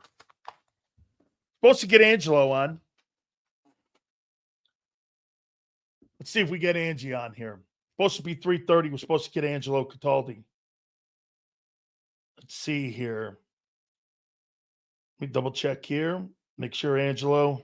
Oh, excuse me. Xander, I'm wrong. It's 4:30. It's my bad. It's 4:30. So we're going to do a switch in the lineup. Angelo is 4:30. You're right. Angelo's 4:30. Xander is at 3:30. So he is. My bad. My mistake, folks. My point, new generation relates differently. Not in your wheelhouse. Your generation was tough as nails. My friends were coached by Chip. Yeah, I mean, maybe also, how about this one? Chip Kelly will have learned from his mistakes in San Francisco and Philly and be a better coach this time around. Can that be? Yeah. Hey, I wouldn't. The guy knows what he's doing. He just doesn't know how to tell people how to do it. Does that make sense? Yeah, so we're going to get Xander on here in a couple minutes here. And we'll have Angelo at 4:30. My mistake. Yeah, that's a great one. Chip and Josh McDaniel, both good coordinators who had no people skills. Amen. Well, then tell me this. How come Vic Fangio didn't make a good head coach? According to Curtis, he's a great coach. According to you guys, he's a great coach. How come he communicated so well with the young players in Philly? What happened as a head coach? How come Vic didn't make it? I see. No people skills?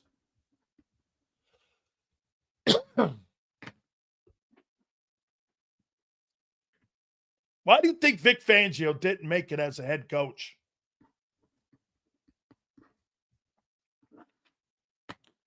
Vic failed as an NFL head coach. Why? Well, Vic's better as a DC. Well, wait a minute here. That's what I just said about Chip.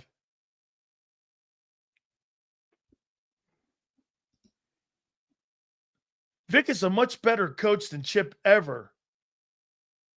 He didn't make it as a head coach. If he didn't, what are you talking about? They both failed. Curtis, he was the head coach of the Denver Broncos.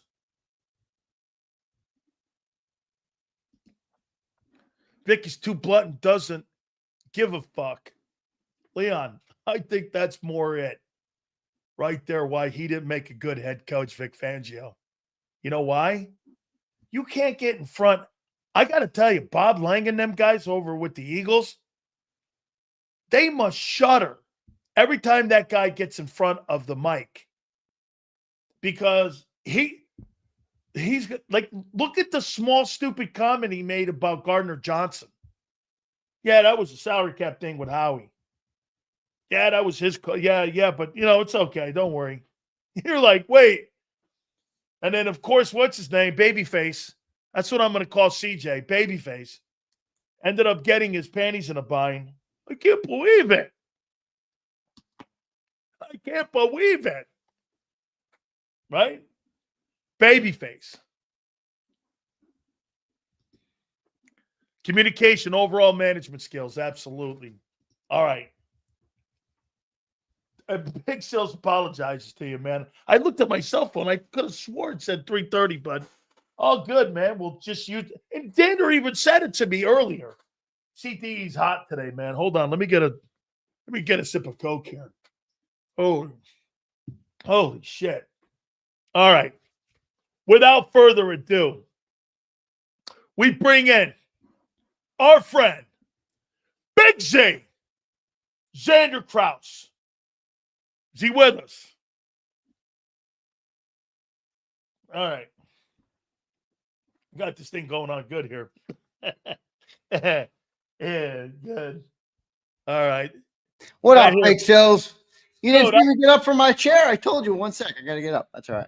Hey, I heard you in my ear. I'm like, uh-oh, he's calling me up right now. Hold on here, man. I tell you what, man, my rotation was off today, man. I don't know what that was. I got Angelo at 4:30, and I got Big Z here. All right, Big Z, I heard you guys. You guys talking about culture this morning. Don't you think it's about the people you bring in the building more so than a guy that came into something that was already a good culture? Yeah, but I mean, you were just talking about Vic, and what he lacks in being a head coach. Isn't it everything that Nick has that Vic lacks?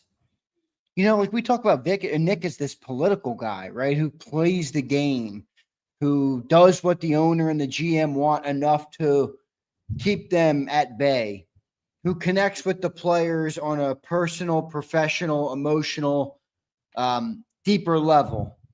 Vic doesn't have the capacity for any of those things. And I don't say that as a knock on him. I say that as an objective truth of that's why he's a great defensive coordinator and maybe not so great of a head coach, Well, let me ask you this then. So you're saying Nick is less truthful than Vic? Well, I'm saying Nick is a little more political. So yeah, when you by nature, but wait. By nature, what does being political mean? Basically means being lying, less truthful.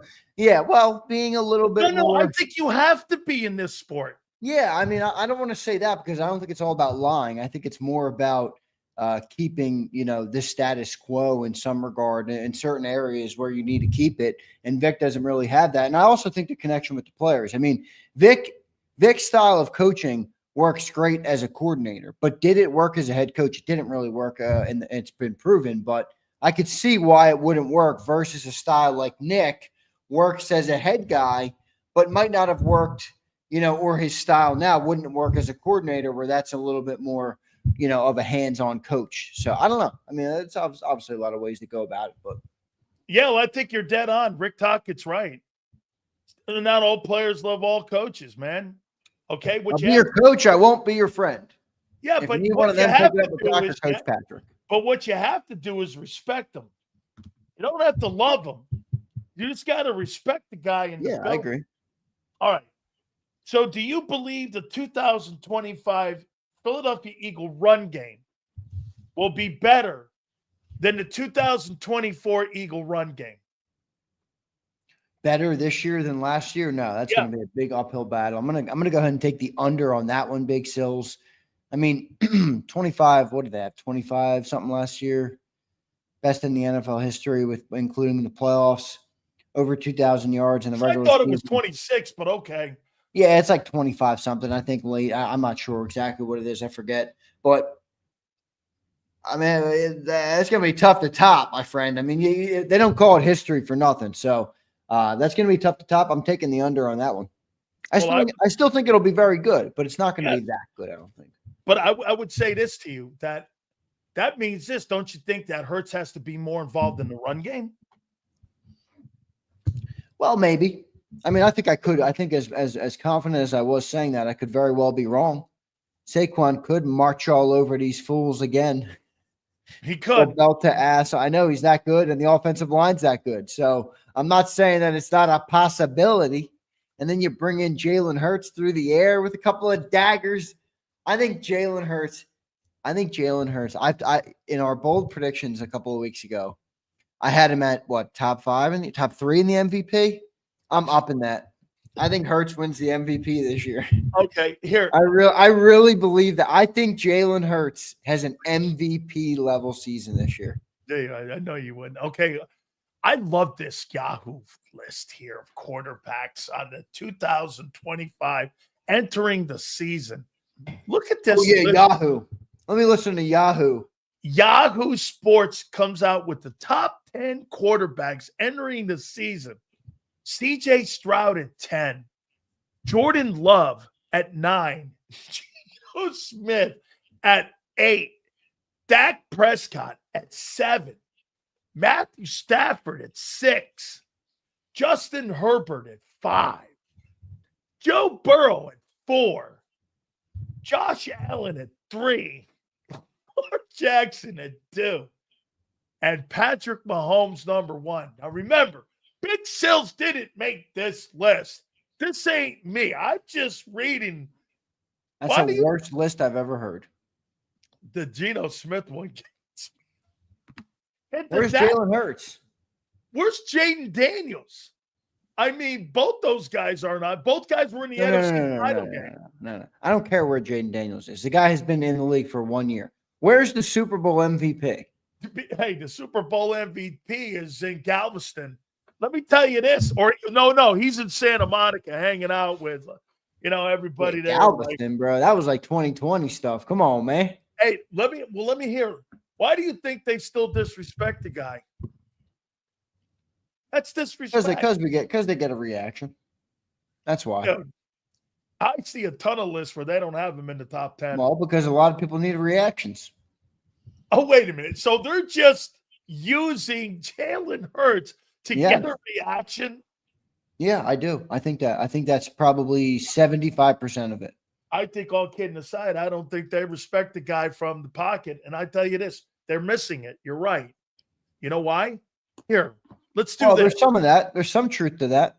Well, okay. In a big game, 60 minutes, and everything was equal, would I take C.J. Stroud or Jalen Hurts? Come on, I'm taking Hurts, right? Now, if you're going to draft a guy, you're going to take Stroud. But are you going to – okay, Jordan Love in a big game versus Jalen Hurts. Again. No, I don't get it. Why do you want to draft C.J. Stroud over Hurts? Because he's a better talent. Remember, I've seen the results of drafting. You've got the hindsight now. Wait a minute. You've got the hindsight now of Hurts in the NFL. Well, of course. You're right. Well, guess what? If you're drafting these guys, you're not drafting Jalen Hurts over C.J. Stroud. Well, if you zoom back 5 years ago before you knew what he was going to do, sure, maybe he wouldn't have. He didn't even line up above the guys in the 2020 draft. So I think that's kind of a moot point, though. Has it changed or not? No. What I'm saying to you is that nobody would look at Jalen Hurts and think he's more skilled as a player than C.J. Stroud. He doesn't have a better arm. He doesn't have a better arm or commanding in the pocket. I don't think that's the only skill. By the way, that football team leans on him. You lean on your running. Xander, Jalen Hurts and C.J. Stroud do not have the same talent. We have a different gauge. Where has he exhibited this as a player from the pocket? Well, that's not all it's about. Patrick Mahomes is not a better quarterback than Joe Burrow. Burrow can't help it. He's not on it. I go by the definition that Tom Brady told us on how to play quarterback. Right. Do you get your team into the right play at the line of scrimmage? And then when you run that play, do you get the ball where the ball needs to go to have success? Jalen Hurts has done that at such a high level. How can I say I want C.J. Stroud over him because he's got a good arm? He would never be drafted over a guy like Herbert or them guys ever. In a million years would he be coming. If you're going to build a team, you're going to build a team with a quarterback that knows how to go from the pocket. Now, again, it's a different conversation on how he has been winning games. Completely true. He utilizes a lot of the skills around him to the best of his ability. He totally does. But Jalen Hurts is not asked to handle the game and carry a team week to week. He's not. He's just not. Last year, the majority of the wins did but none of the guys that are wins, so I don't really care. But you're giving this kid credit because of a defensive effort you had a year ago also. And how he constructed. Yeah, but I'm not gonna use that to downplay what the guy has done. You can't use it against Joe Burrow for him playing on a shitty defense. Well, I say he's talented, but I care more about the team that go anywhere. So you're not going to count it for Hurts because he has the number one. What do you mean? Defense. I do count it. Burrow has the number 32nd defense. You're going to count that against him for not carrying his team. I didn't count it against him. At what point does the macro come into play? Wait. I'm asking a question here. You're not counting that against Hurts because Hurts has the number one defense. Okay, fair enough. How do you count that against other? These aren't the same examples. Let me finish. How do you take that same metric you're using when they don't have the great organization and they have the 32nd ranked defense? How do you not count that against him? Well, because they're not perfect examples. The Eagles were a good football team that actually got the job done. The Bengals didn't get the job done. So it's so easy to isolate and say the offense performed, the defense didn't. If the defense didn't perform, they would have done better. The Eagles have worked on all 8 cylinders, or whatever you want to call it. I can't. That's not a good comp. It totally is. You're telling me. No, it's not. Yes, it is, and I'm going to tell you how. The Bengals didn't achieve shit. Jalen being on a good team, that shouldn't count against them. Joe Burrow being on a shitty team, it should. I didn't say that. Okay. Well, that's why Burrow and Herbert. Every time I've ever ranked quarterbacks, that's why those other guys are not as fortunate to be on those teams. That's why they look at them in a higher light, because they've got to do more, because they're on lesser teams. Yeah, but I don't care about that. Okay, well, that's a different conversation. Yeah, I mean, I put Joe Burrow in my top 5 quarterbacks. He's obviously a great player, but I value what Jalen Hurts does above basically anybody in the league right now outside of Mahomes. Hey, like I said, if you're going to run a fantasy draft or reset the NFL and draft or whatever you want to call it, yeah, sure, there's going to be some guys that people take above Hurts, but I like Hurts in this system for this team, and I'm not going to use all the things that against them to say, CJ Stroud is better. I'm not going to go here and try to go like this and say, well, Hurts, you can't take the shit away from him because he's on a good team. And then when the other guys aren't on good teams, well, fuck them. They can't carry your team because the guy, that's an excuse for him. Oh, okay. Well, wait a minute. You're using one metric to not take anything away from Hurts, but you're countering that by taking it away from Allen, Burrow, Herbert, the rest of these guys, because they're not on good teams. That makes no sense to me a little bit there. Well, not really, because people just use that as justification for those guys. I mean, if they can't win, if you're saying to me, wait a second, if you're saying to me, though, the best of the best of the best quarterbacks, Josh Allen, Joe Burrow, whatever you think they are, don't win because they don't have a good enough team. Yeah. And then Jalen Hurts does win. Yeah. Why do you use that against them? Because you're admitting, though, the best quarterback need a great team too. I'm using the eyeball test. Those guys are better. Okay, so your eyeball test is not the arbiter of all things true. No. I mean, well, I tell you what, I'm not the only one that thinks that. I know you're not. There's plenty of people that think that. It's also very popular to dislike Jalen Hurts. I'm a results guy.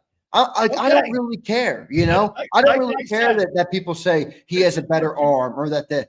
Okay, that's good. Take that accolade and run with it. Jalen Hurts gets penalized because he's on a good team. Okay, that's what you hear all the time. But then when you go like this, well, Joe Burrow's on a shitty team, and that's an excuse. Okay. I mean, okay. Joe Burrow's on a bad team. Fuck that. He's got to win. He's on a bad team. Hurts is on a great team. He wins.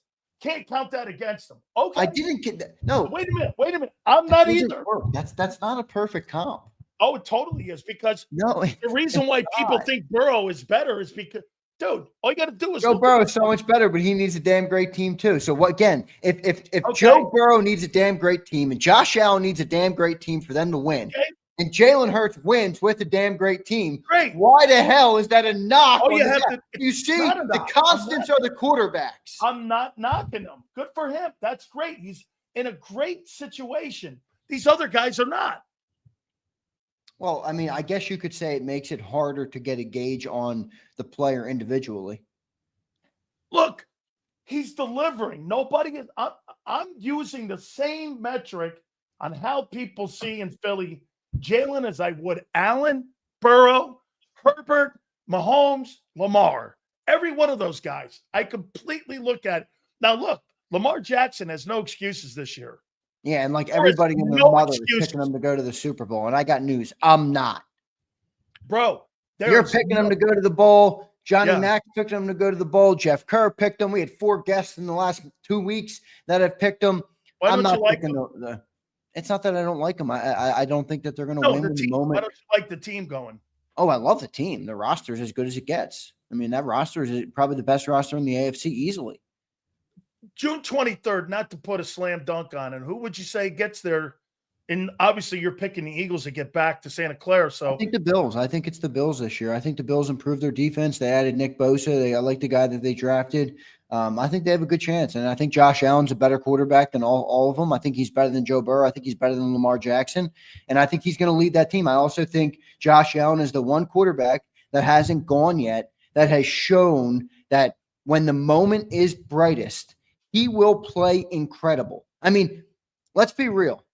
Mark Andrews dropped the pass last year and it sucked. Lamar Jackson had 3 turnovers in that football game. When Josh Allen gets knocked from the playoffs, it's Andy Reid and Patrick Mahomes scoring with 13 seconds left to go after Josh Allen throws 4 touchdown passes to Gabe freaking Davis. Okay? So Josh Allen has showed how good he is in those moments, and he is truly a case of I don't think everything else worked around him enough to – it's a team game. I mean, that's the reality. You need defense. You need special teams. You need receivers. You need people to make plays around you.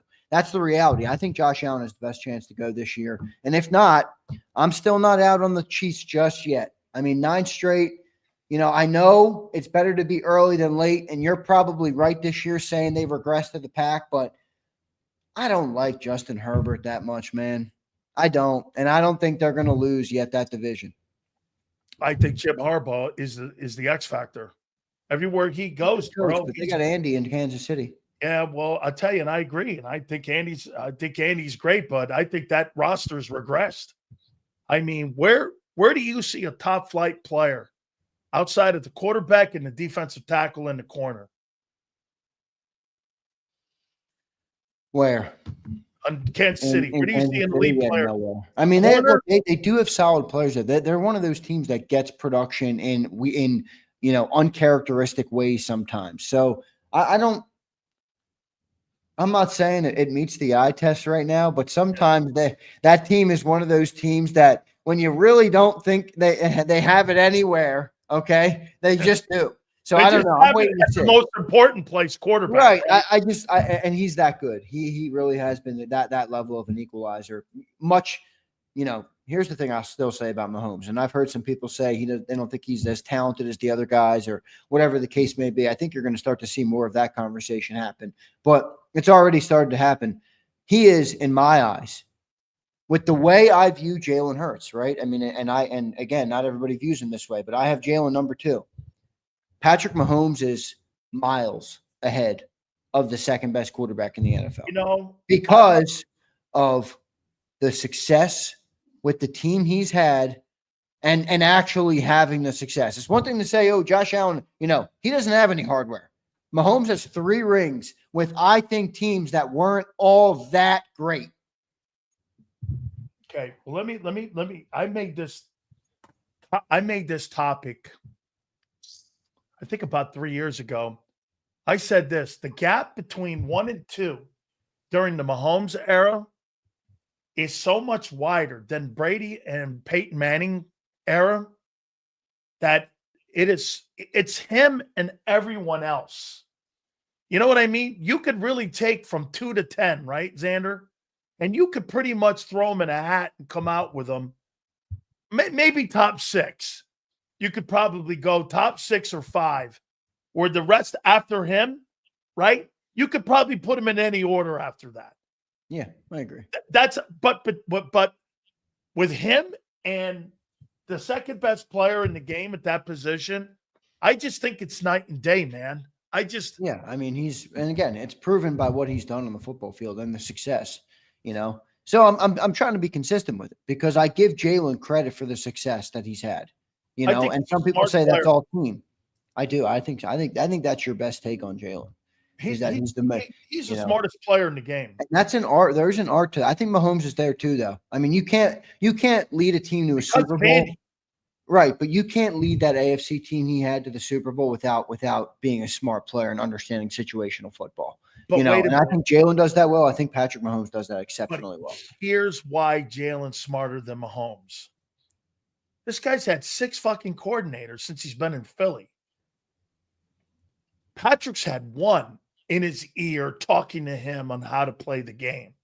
Hurts has had to figure it out 6 different ways, right? Press Taylor, Nick Sirianni, Shane Steichen, Brian Johnson, Kellen Moore, and now Kevin Patullo. That's 6 different coordinators. How many freaking years has he been there? 5? Is he going into his 5th year now? Or 6th year as an Eagle? He's had 6 years. 5th year as a starter. Okay. He's going into his 6th year year as an Eagle, yep. He's had 6 different coordinators in his ear. I mean, that is a ton, dude. Yeah, I think it's a feather in his cap. I mean, absolutely. Yeah, I wrote down some props. Dude can do anything, though. I mean, that's the thing. You know what I mean? RPO, run based, pass bait. It didn't matter. He's done everything, and I think it's made him more versatile, and it's lifted up all his skill sets. That now, you know, whatever you do put him at, whatever position you do put him in, he is positioned to thrive. Now, whether he seizes that moment is a different question, but I do think he is positioned to be able to do it. I know he has. Oh, he has seized the moment. I mean, 2 NFC championships and a Super Bowl. That's seizing the moment. You know what? I hope they bring back that RPO, because I watched the NFC championship game, Xander, over the weekend of 2022. And the way he froze Fred Warner and the way he froze Greenlaw, man, if you did that with Barkley, he'd run for $3,000. Bro, I think you got to put that back in the offense. You put that back in the offense, man. His decision making on that play. That's a different beast. Like, I don't know. Do you want Jalen to be back to that? Why not? He can throw the ball. He would look how effective. Let me ask you this: do you think he threw the ball better running the RPO or without it? His best year, his best year is 22. Yeah, but I think that was the start of him getting better as a passer, and I think now he's built up all the other areas, and it's kind of everything rising up, and he has a higher potential, higher ceiling playing football this way than if he went back to the RPO. Yeah, but I don't think they're going to have a radical, and I'm not saying you say that either. I don't think there's also all of a sudden going to be some epiphany where they got to get him up to 28 attempts a game. I think Hurts is an MVP this year. I really do. I think Hurts is an MVP this year. I think you're going to see some issues on the defense. All right, where it takes a little bit of time there. I think the youth on the defense, if I'm speaking honestly, is going to be a small issue. I'm not saying it's not a good thing that we're young, but you don't see that many teams go to win Super Bowls with this level of youth. And I know they're all, you know, mature cats. I do agree with that, but I think that's your issue. You're probably going to be a little bit of a lower defense right now to start the year. And I think Hurts is going to put the team on his back. I think and they got a tough schedule. There's going to be a lot of signature games and signature moments for Jalen Hurts, including ending the season with Commanders, Bills, Commanders. You have 3 great games there, and close out Jaden Daniels and Josh Allen. You'll be in the MVP. How about this? Okay. So that means more passing attempts like he was in 23. Concerned about more turnovers, because when you upped his volume in attempts, he had 15 picks and 6 fumbles. That was 21 turnovers. I think you got to give a little. I mean, if he gets a couple more turnovers, I'll be able to live with it if the production is there on the other side, right? I mean, the completion percentage is high. Yeah, and I think there's a breaking point there where it's like, if you get to a point where you're at a turnover a game, or a turnover plus a game, all right, we got a big issue. But if you're still under that level, but you're talking about 4 to 8, 9 in the year, I'm good with that. I'm not going to sit here and stress about a couple of throws that get picked off. I mean, it also depends on the nature. What's going on? Are they tip deflections? Is he forcing balls? Is he off target? What's going on with the interception? So I don't think it's a huge deal. I think he will protect the ball. I think that's always been his MO for most of his career. 23 is kind of the outlier with turnovers for him. So I think he's going to be good overall in turnovers. Let me ask you, before I get to I wrote down some props, some brand new prop bets that just came out, and I'm going to throw them at you here. But in 2025, who are you going to see step up more with these 2 men? Jahan Dotson or Goddard? Goddard, no doubt. Goddard.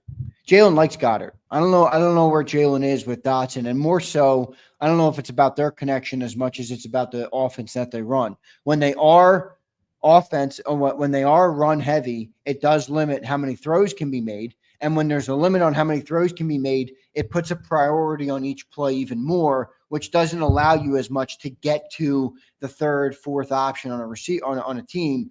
And that's where I think there's just not. I don't think they're ever going to throw the ball 50 times a game. So I don't think there's ever going to be a big role for Jahan Dotson before there is for Dallas Goedert. I think Goddard has a much bigger role this year, and I think he's going to. I think it's him. I think it's him over at Dotson. I wrote these 5 names down as the best general managers in North America. See if you agree with it. I got Bill Zito, number 1 from the Florida Panthers, 3 straight Stanley Cup championship runs, 2 in a row. They've won, going for a 4th in a row next year. I got Andrew Friedman. Hard sport to win him. You bet, man. I got Andrew Friedman, number 2, the Los Angeles Dodgers GM. I got Howie Roseman, number 3. I think he's the best in football.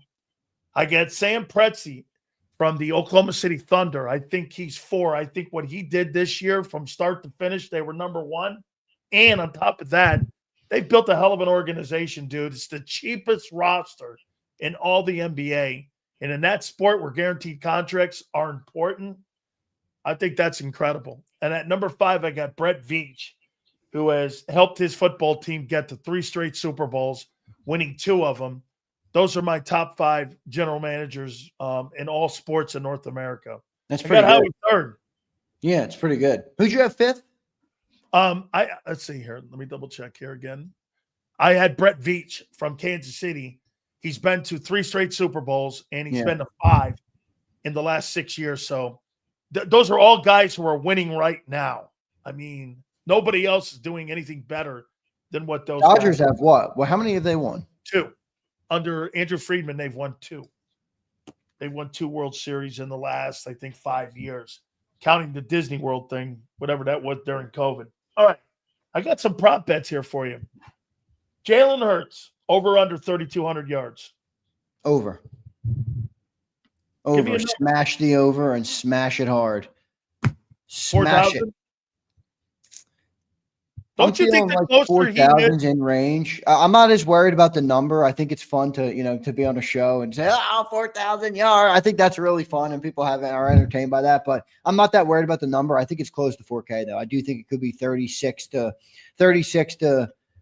4 to 4 in that range. 36 to 4. All right. Saquon Barkley, over under 1,373.33 yards. Is that what the over under is set at right now? That's the over under. Okay, what book is that? I think it's MGM Bets. Okay. That's pretty low, but Vegas is pretty good at this stuff. I'm going to take the over. You look at the guys following 2K seasons. That's where they're getting it from. Right around that number. Yeah, I'm going to take the over, though. I think Saquon has the best offense. John pointed out a good thing last week. He said, now we've talked a lot about the players who've ran for 2K not getting back, but what we haven't talked about is that none of them have had an offensive line as good as the Philadelphia Eagles have. So let's see. I think Saquon has a good chance to go over. Jahan Dotson has a line. 19 catches, 216 yards, over under. Ooh, that's pretty low. I'm going to go ahead and take the over. I'm taking the over on that. I'm going to take the over.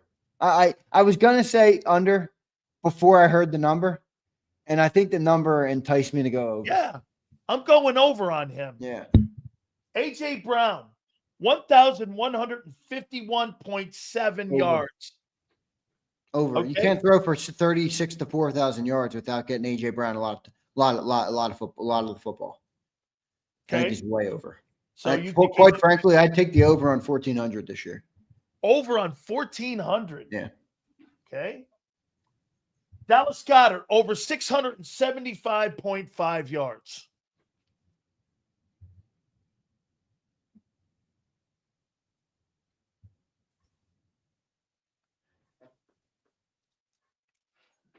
Over. Barely, but over. So I think he's a 750 guy.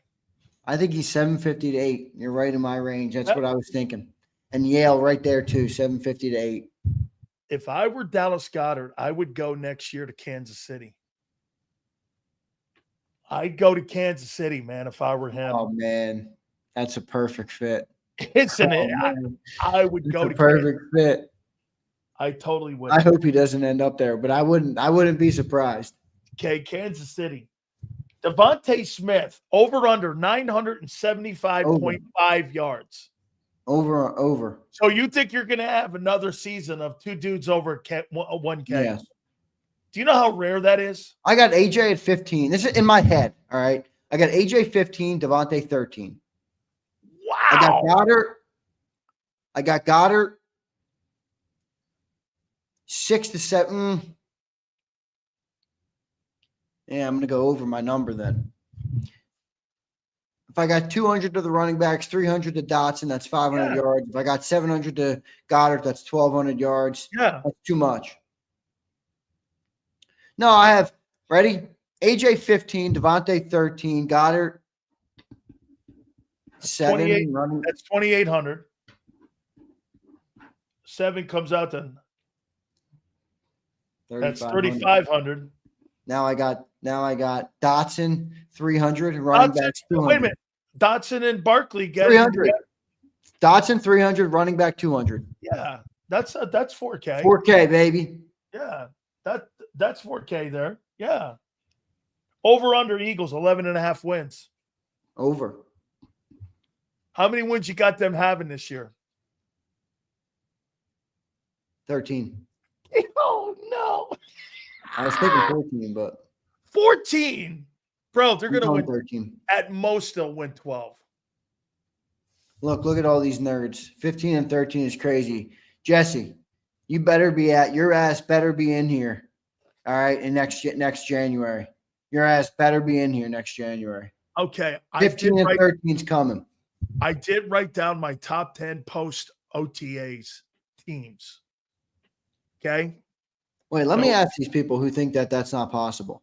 Do they think that Devontae Smith is never going to have a breakout season? Is he just going to be this guy forever? The player that you see make insane catches routinely, and he only ever gets 1,000 yards? Why? That's is that what it? Do we think that? Why? So Mike Evans did for 11 years. I don't think that's Devontae Smith. I think Devontae Smith has a higher upside. I watched him have a Heisman Trophy in college. Okay, so you think that Devontae Smith's going to have a better carear than Mike Evans? I didn't say that. I said Mike Evans is no, but he's a steady Eddie guy like this. Okay, right? 1,100 yards. There's people that have bigger ups and downs like that. Yeah, but he's a 1,100 guy. But he's a 1,100 single season. I think Devontae could get more. But he's an 1,100 guy, 1,200, and that's what he is too. I don't think there's anything fucking wrong with that. I mean, I got 1,300 for Smitty. If I'm wrong, so be it. You think he's a Hall of Fame player? Smitty? Nah. Hall of Fame is for the Hall of Fame. I mean, you think he ever becomes the number one guy here? Potentially. I mean, I think they would move on from AJ before they would move on from him. Oh, but, by far, I would too. Well, AJ is a better player. He is, but he's older. He's older. That's the only reason. I'm not saying no. Hey, dude, AJ Brown. It's not going to be an air raid for us. It's going to be a better balance with more passing this year. No, they're not going to all of a sudden. Again, my take on the passing is less about me wanting Jalen to throw the ball more and more about you have AJ Brown and Devontae Smith. It is criminal to not get those guys involved, because if you think not getting them involved gives you the best chance to win on a week in, week out basis on the long term, I don't agree. I think having those guys involved is the best case scenario. Okay. With that in mind, build your game plans with that in mind.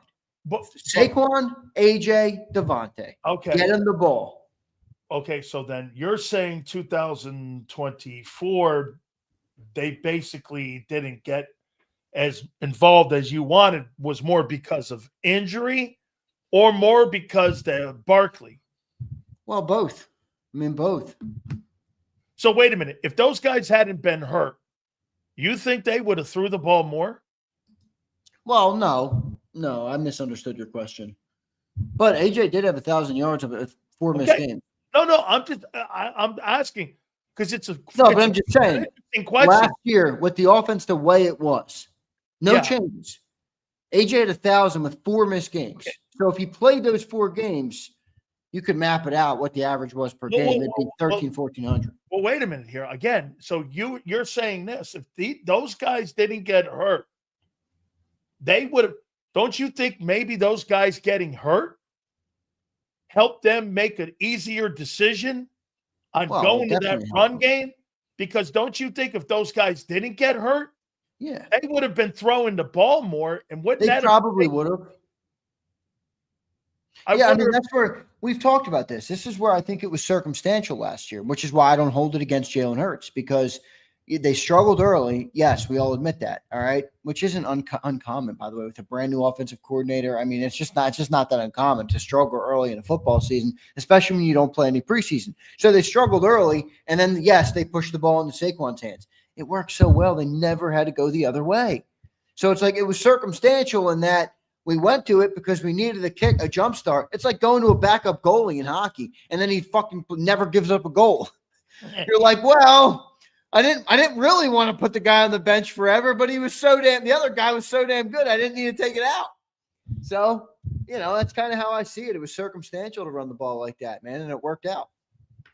So I wrote down my top 10 OTA teams. This is going into training camp. Oh, by the way, Xander, it is July 31st. The Hall of Fame game is July 31st, Xander.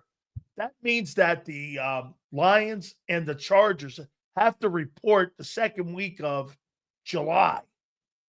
Do you know how quick that is? That's 3 weeks away from the start of training camp for the Lions and the Chargers. 3 weeks. Gear up, baby. Gear up, baby. It's busy season. It's busy season for me. That's 21 days away. I know. They're going to training camp. Holy cow. 29 days till the Eagles report, dude. How about this one? I got Packers at 10. I got the Bucks at 9. I got the Texans at 8. I got the Lions at 7. I got the Chiefs at 6. I got the Commanders at 5. I've got the Rams at 4. I've got the Ravens at 3. I've got the Bills at 2. And I've got the Eagles at 1. What was that, rosters? No, these are the top 10, rosters heading into training camp right now. I've got Packers 10, Bucks 9, Texans 8, Lions 7, Chiefs 6, Commanders 5, Rams 4, Ravens 3, Bills 2, and Eagles 1. I could probably change Lions out. Lions are too low. 7? 7. You think the Commanders roster is better than the Lions roster? I think their quarterback's better. Oh, well, that's okay. So your overall team, you're going team here, just teams that you think are the best teams. Yeah. Yeah, I got the Lions way above them. Who'd you have 6? Chiefs.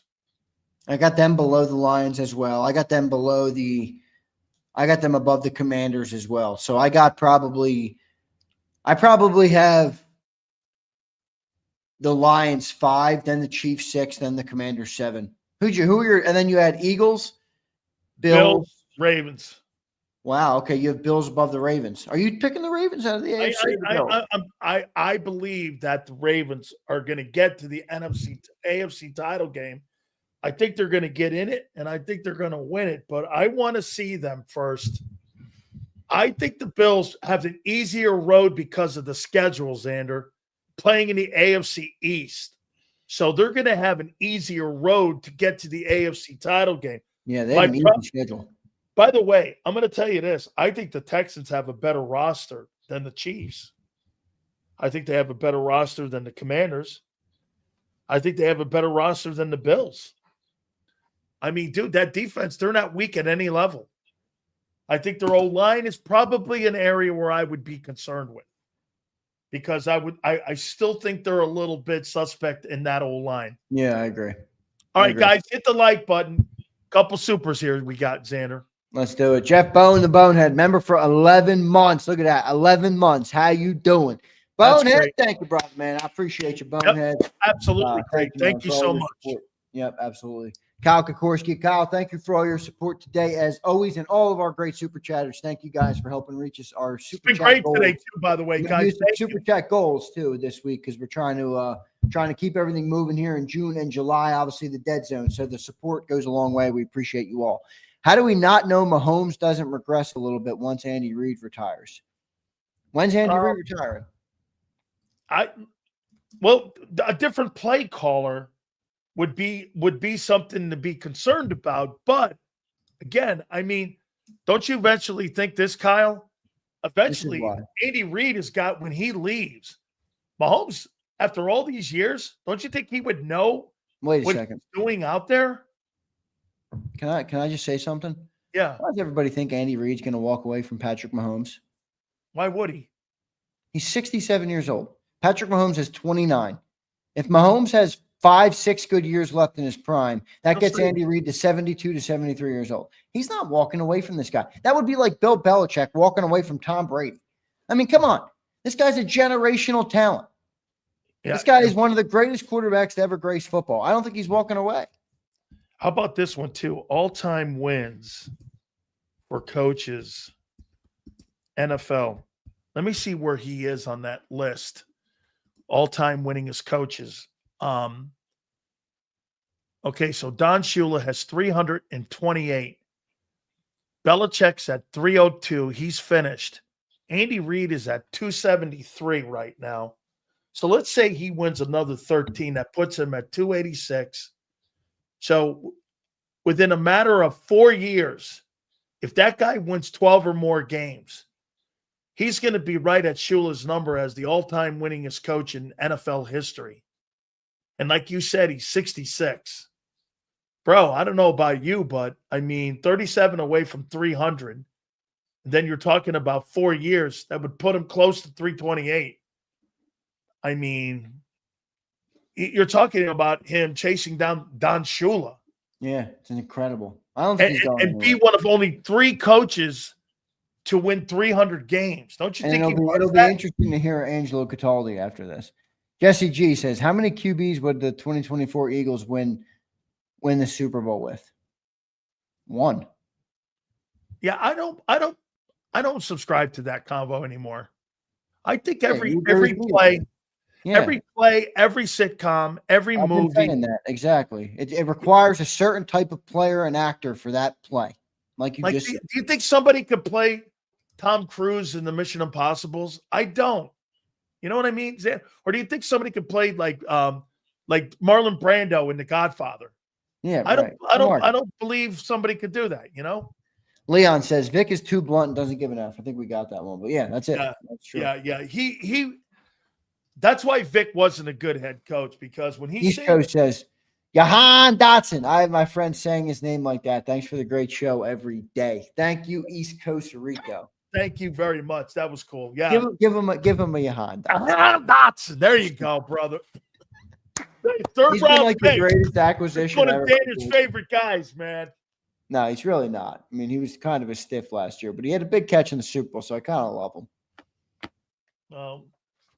I mean, you make a big catch in a Super Bowl, you live in Eagles lore. It's just how it works.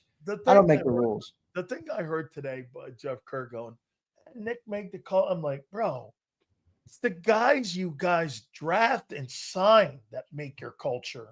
I almost got you to admit there that Nick Sirianni's an excellent football coach today when at the start of the segment. What? I'd encourage everybody to go back and re-listen. I almost got Sileo to fully admit it. No, he's a modern day. Sileo, doesn't Fangio, isn't everything Sirianni is why Fangio fails to be a head coach, and Nick and Jim Sills went. Yes. It was like a light bulb. No, it is, because Nick's a good ass kisser. You got to be a great How you doing? Excited for the season. I believe in a lot of the young players taking over. Nick Winiani is elite. Yes, he is. I agree. He is. Nick Winiani. It's the greatest thing I heard Jeff Kerr say today was, you got to give, and I heard John say it too, you got to give Nick credit for the culture in the building. I'm like, no, you don't. You give Howie the credit for the guys he drafted and signed.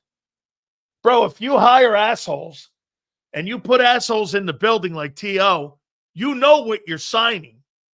when you go out and do your due diligence and you hire winners, the kid from Georgia, the captains, and guys who played 4 years, and you bring those kind of guys into your building, the people that you bring into your building create the culture, not the fucking coach. The coach is a product of it. Yeah, okay, so yeah. Nick Sirianni is a product of it. No, he's not. Oh, okay, he's not. You're right. He's the only man. He's the only guy in the world that's not gauged on his success. I mean, come on. Yeah, no, you're right. Hey, Nick, good way to go for the. You talk about a caboose. That guy's the ultimate caboose. No. That guy's in the back with the. He's playing the. He's like, hey, don't forget me, guys. He's like the guy in the platform. The bus takes off or the train takes off. He's got to run for it. What was our bet about getting rid of that helmet above you? What was it again? I don't remember. I forget. I need like a tracker of one of the people in the chat needs to start tracking the shit we say on here so I can keep track of it all year long. Oh my God Almighty. Xander wants that hat move because every time I do an interview, the only thing that shows up is that fucking cowboy helmet. Thanks. Not even a good helmet. Tomorrow, man. Paige is on tomorrow. Real DDP. Oh yeah. Diamond Dallas. Yeah, that should be good, man. Diamond Goldberg's Dallas, blowing hey. up. The wrestling outlets love big sills, Dude. baby. Xander goes like this. So get this. So I reached out to Roman Reigns. I also reached out to Triple H. I know him very well. And so I'm trying to get Triple H on because, he's the head booker. Yeah, I know I know he's the head honcho. And so I even got a text from dude. I got a text from Pat McAfee. Pat goes, "What are you doing?" And I go, "Well, no, my guy told me, he goes, maybe we should start adding some wrestling. All these wrestling guys you wrestled." And he goes, "What are you taking my gimmick now?" And I go, "Oh, no." I go like this. I go, what? Goes, "Hey, I've reached out to The Rock. I'm trying to get The Rock on for summer." Yeah, so, but I'm trying to get him live. Yeah. Trying to get him live. That would be great. All right, brother. Great dog. segment today. As always, my friend, I will see you. All right, Sills. Thank you, guys. Thank you all. Appreciate each and every one of you. Hit the like button for Big Sills. Let them know Jalen Hurts is the best quarterback in football. Angelo loves him too, by the way. So make sure you guys hit that like button here. Yeah, absolutely. Angelo loves him. Not so much Nick Sirianni. Oh, by the way, make sure you guys go to AngeloCataldi.com. We're going to get Angie up here in a minute. We're going to get his takeaways. Yeah, so let me go through this again. This is my top 10 OTAs. I've got the Packers, Bucks, Texans, Lions, Chiefs, Commanders, Rams, Ravens, Bills, and the Philadelphia Eagles. So I got to tell you, I heard Jeff Kerr, and before I bring Angelo up, I heard this. Nick Sirianni doesn't really get a lot of credit for the culture in the building. And I go, because he can't spell culture. And I go, on top of that, it's the guys how he signs. It's the free agency signs. People make culture, not a coach. Anyway, make sure you guys go to AngeloCataldi.com. I'm going to surprise Angelo today. We're going to do some sports talk. And we're not just going to do Eagles here. Because I saw something, and I wrote these down. And I want to know why he thinks that Rob Thompson is an imbecile. Okay. So without further ado, make sure you go to AngeloCataldi.com. And let's bring up the man right now. And I said, we're going to switch this up. Because we talk Eagles all the time. We get a chance to do that down the line here, but I want to talk some sports. Do you or do you not think the manager of the Philadelphia Phillies, now they won 2 or 3 this past weekend versus the. Yeah, that was great. Do you think he's an imbecile? No, I think he's been brainwashed. There's a difference.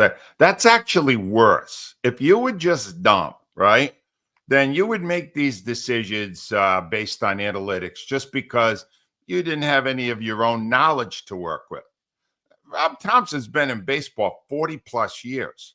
Rob Thompson was there before all of these stat nerds took over. And he still listens. I mean, I was watching the game the other night, Dan. I turned it off. I literally turned the game off. The Phillies were up 2-0. I did not see what happened after 5 innings. Zach Wheeler pitching a shutout was removed from the game because he had thrown 98 pitches. And Taijuan Walker came in, and I went, you just replaced Zach Wheeler with Taijuan Walker. Do you realize right now, if they were less polite, the Mets would be high-fiving each other in the dugout saying, oh, my God, we've got this guy. Taijuan Walker forgot. I wrote today on my blog, I think Taijuan Walker still thinks he's throwing batting practice when the game's on. So I turned it off. I literally turned it off, Dan, and I checked my phone 10 minutes later because I couldn't. The tension was too great. And the first 2 batters Taijuan Walker faced, he threw meatballs to that landed in the seats 2-2. There you go. How many times is Rob Thompson going to do the same dumbass stat junk when he keeps getting burned by it? Zach Wheeler should file a lawsuit for lack of support for his own manager. And Zach Wheeler, Zach Wheeler needs to raise some hell. Right? He needs to do with old school, Bob Gibson. You went out to the mound to take Bob Gibson out. You better bring a weapon because he's going to punch you. Yeah. And this jackass Thompson, he just does whatever the numbers tell him to do, even though he keeps getting burned by it. And you said they won 2 out of 3. They won. That's the recipe for winning when Rob Thompson's your manager. Score 8, 9, 10 runs. Then he can't blow it. Angelo, would you say that Rob Thompson is the Phillies version of Nick Sirianni? No, actually. No, I can't do that. See, you try to lead me into these traps. Nick Sirianni won a championship. All right. Okay. Now, and again, you brought up the Eagles. You want to talk about the Eagles. I read something today. These guys covering the Eagles right now. See, I think he's a caboose. I think he's the caboose on a train. Who Sirianni? No, I'm no Sirianni guy, but what's the guy? Oh, the Reuben Frank was writing. He's a stat guy. He does a lot of stats the offseason. Yeah. I read him. I find him very interesting. He did a whole thing that was like a pitch for early consideration for the Hall of Fame for Nick Sirianni. And he's and he's comparing him to all these greats. He's the greatest. He's 5th in this and 6th in all this stuff. And I'm going, Reuben, I'm just saying this to myself. I'm not talking to Reuben. I'm going, Reuben, are you so busy looking these stats up? You're not actually watching the friggin' games? Do you see made a column in an early pitch for Sirianni being a Hall of Fame coach? Well, he points out how he's on a track to Canton. and how, man, no one's done this. Is a man, and Sirianni has numbers because of what you just said. Does George Seifert. Great roster. So does George Seifert. Stacked roster. Yeah, well, I love your George Seifert thing. And it's like these guys, the guys that are covering the Eagles right now should like apply for awards in public relations rather than journalism, right? Because all they do all day is kiss ass. All they do all day. Not that the other guys don't, all right? But I really believe now journalism schools should stop teaching journalism and just show them exactly how to kiss ass. Absolutely. Like PR agents. Because that's all they do now, Dan. It's worse than ever. Worse than it's ever been in my lifetime. And I think that comes from management that the people work for too, that they want to have that relationship with those guys. And right. I'm with you. Angelo, I read your blog today, all of it. And I Okay. want to know this. Wait a minute. We just had a game 7. I don't know about a fabulous game, but we had a game 7. Your Phillies right now are fighting it out to get to the postseason. Why are you counting down the days for football? Oh, yeah, I mean, why are all these sports not? Why are they Football not now. resonating with you? The actual, I picked out the artwork today for my blog, and it's a football with a crown on it. Football is king. And you got to understand that I grew up in a baseball family. I grew up in New England when the Red Sox were a religion, right? I mean, baseball was everything.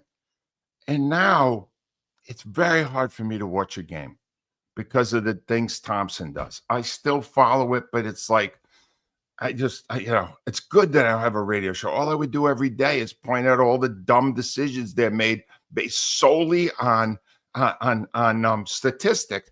There was a point last week where at one point it was the Florida manager who had pulled out their pitcher. It was the 7th inning, and he was throwing a one-hit shutout. He was the greatest game, Cabrera, greatest game he had ever pitched in his career. And they removed him at 82 pitches. And they brought in a guy who got shelled, and the Phillies won the game. Analytics. And what's his name? Even Tom McCarthy is a really good broadcaster, but he works for the Phillies. He's giving you the Phillies version of it. Goes, do these managers ever just watch the game and decide based on the eye test? You're watching them; they can't hit them. You go, don't look at how many pitches you eye test. If he's starting to get hit, if the balls are being hit hard, caught, get him out. But he's not getting hit. But no, you got to look at the numbers. It's like, oh. So here's the thing on 7. It is exactly 73 days till that Thursday night Eagles game against the Cowboys. And frankly, last night I put myself to a test with the NBA. Dan, I'm going to say, I didn't even put this in a thing I wrote in my blog today. I mean this when I say it, and I don't do it with any joy. I have watched more golf in the last 2 months than any other sport, including baseball, because at least there's some personal drama. I was watching the Travelers tournament yesterday. Yeah, the guy gagged this it on guy 18. Fleetwood hit 41 times. He had finished in the top 10 and had never won a U.S. tournament. Yeah. And he blew it in the final hole. Yeah. And he got a bogey, and the guy that was chasing him got a birdie, and that guy won. And Fleetwood walked off at second place again. Yep. I went, I watched it too. That's more interesting to me than watching Rob Thompson count pitches. Okay. Wait a minute, though, Angelo. I got to stop you there because you know what? I think you've been polluted though, because I'm reading the blog. I mean, you covered McHale and Bird and Magic. And I mean, you know, when you have a benchmark like that and you have that muscle memory where you reflect back and then you watch that crap last night, that game 7, it put me to sleep, really. I mean, I tuned it off when it was up like 10. I'm like, I'm not watching this, but I think I'm a little bit with you because, you know, when you watch Jordan, you watch McHale, you watch Bird, you watch Paris, you had the fortune of covering those teams. Even the Sixers, man, were great with Moses and that. Yes. So maybe again, you're looking at the game now because I am too. And I'm like, that's not interesting. Why does my theory is that the younger generation that grew up on the 3-point play, the 3-point shot, that they think this is great because they didn't see it when the point was to get as close to the basket as you could when you shot it. And that required precise passing and plays and cuts and all movement. It was real. And I watched, those guys were brilliant at it. And the previous generation with Bob Cousy and those Celtics were amazing at it. And now it's a lost art because you're kicking it back out. You don't want 2, you want 3. And there was 68 3-pointers attempts last night, which is not above the norm, but it's not the game that I grew up with. Ruined the game? Oh, without a doubt, it's having a horrendous effect in the game because there's no advantage now to penetrating the defense. You're only going to get 2 points if you're working in and get a layup. No, let's go for 3 in the corner or go for 3 at the top. it's not, Dan, it's not. Maybe it's just because I grew up with a different brand of basketball. But to me, that brand of basketball was far more entertaining Oh than yeah, this garbage. I can't watch. If I can't watch, that was why I tested myself last night.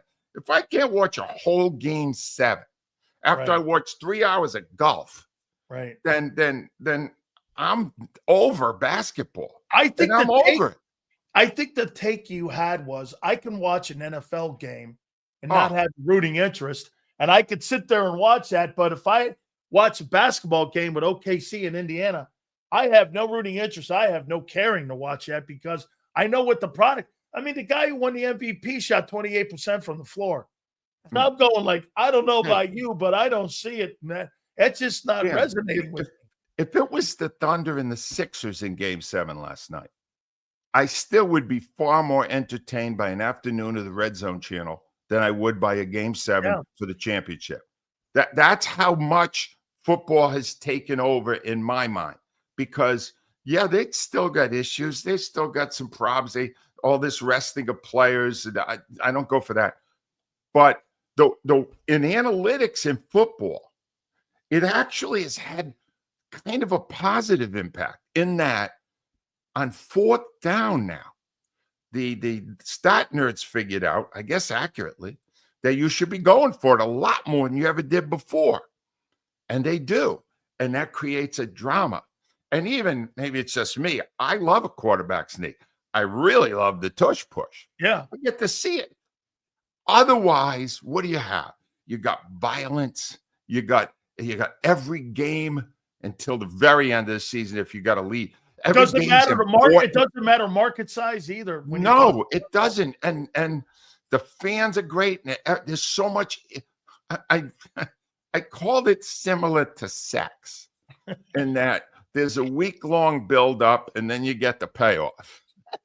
Maybe that tells a little more about me than I should be saying, but whatever. Angelo, that is a couple last ones here for you. And I again, like I said, I read the blog. I loved it. I did a show this morning in Tampa, and I had one of the analysts on from the Panthers. They just had 600,000 people show up to their parade. And I want to know, what year did you go on the air in Philly? What was your 19 first? on the air. I was a part-timer in 1988, a Okay, few months so after the format. when did you start like writing for the Inquirer? 1983. 1983. 1983. Well, tell me this then, and you don't really like to bring it up that much, but I thought there was, when I was a kid growing up, I was an Islander fan. I thought there was a giant Flyer fan base, and I thought that there was Oh, like a huge fan base when the Flyers had all those Bobby Clark teams and the Broad Street guys. I mean, then the Hextall guys came. I thought you guys had a big fan base, but you're like this. The less I talk of the Flyers, the better. What happened to hockey in well, Philly? that's fascinating because I wasn't here for the Broad Street Bullies, but I couldn't go a week in the days that I was radio sports talk host. I couldn't go a week without somebody wanting to tell me a story about the parades when the Flyers won in 1974 and again in 1975. The parades were epic. That's And your only dynasty, the really. excitement in the city was second to none. My theory on it, 50 years later, is the city never loved hockey. They loved the way that those teams played Huh. because those teams fought. There was the fighting that got them on their feet. It was the pulverizing and you couldn't do today what they did 50 years ago. Personalities. And the personalities, and a lot of them didn't even have helmets then.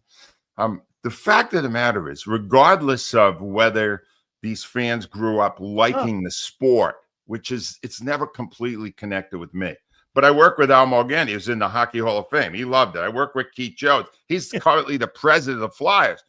The Flyers have sacrificed any right they would have to having a strong, powerful fan base because they have sucked for so long with occasional moments and then another 10 years of sucking. And right now they're at their lowest point. No one cares about the Flyers right now except the 12,000 people or so that are season ticket holders and a few hangers-on who still remember the great days 50 years ago. And it's Wow. not, Wow. you know, the fact is, this is the definition of insanity, Dan, that most of this drought has been occupied with former Flyer players running the organization, despite the fact they never established that they were any good at it. And I'll go all the way back to Bobby Clark, Paul Holmgren, Danny Briere, and Ron Hextall came in for a while and screwed everything up and had an attitude about it, no less. Yeah. They don't, the Flyers, and I'm saying this with my co-host as a president now for almost 2 years. The Flyers have never been able to connect with their fans because they always insulate themselves in an athlete's environment. Athletes don't want to deal with the media. Athletes are not fan friendly, with some exceptions. And what you're seeing right now is failure on the ice and a lack of connection off the ice. And frankly, the Flyers, if I were on the air now, even with my co-host being the president there, I don't think I'd even bring them up. No, I don't. I would be more likely to talk golf now than I would hockey. Get this, Angelo, and that's funny you say that, because I had this guy on, Randy Mueller, who was part of the broadcast team, and he goes, "Yeah, man, the Panthers are always in the community. The Panthers reach out to advertisers. They reach out. They put the players here. They bring the players there, and it's been a long grind for us because we want to be part of a community." So you're saying that the Flyers have basically just shut themselves off to the community, and they have no interest in being part of it. And that's why, again, I find it interesting when you say this, that really Philly fans never really liked hockey. They just like those dudes. Yeah, I wasn't here. I know it was never anywhere but the fourth sport in the time I was on the air talking about sports in Philadelphia. But it's the whole thing is like, Keith Jones, shortly after he became president, made a big mistake.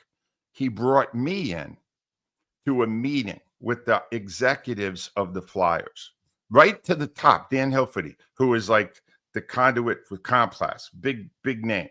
Yeah. And he said, I want them to learn more about how to deal with the media. So I'm there, and Briere's there. And Danny Briere, maybe, I don't know if he's any good as a GM. I don't think he is, but I know he made a trade today, but I don't think he knows what he's doing. And I know he has no idea how to communicate with the media. So I said to him, next time you're about to say no comment, because Carter Hart was involved in a big mess, and they don't want to talk about that. They don't want to talk about this. And we're not going to tell you how long. It's a lower body injury. It's a higher body. We're not even going to tell you any of that. I went, next time you're about to say no comment, just replace the words no comment with screw you, because that is what the fan is hearing when you won't communicate with the fan. Find a way to say it so you at least show respect, because they are the ones who care about your team. They are the ones paying the bills. Treat them the way you were if you were a business and they were coming in to buy something. And Danny Briere, I've been monitoring him in the 2 years since I gave him that advice. I believe his most popular comment is no comment.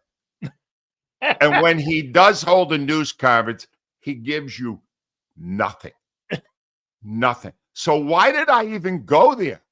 The guy didn't want to hear. All I brought to the table that day, Dan, was he wanted you to talk good about him. Was 33 freaking years in the media in Philadelphia, talking to fans every day, and it went right by.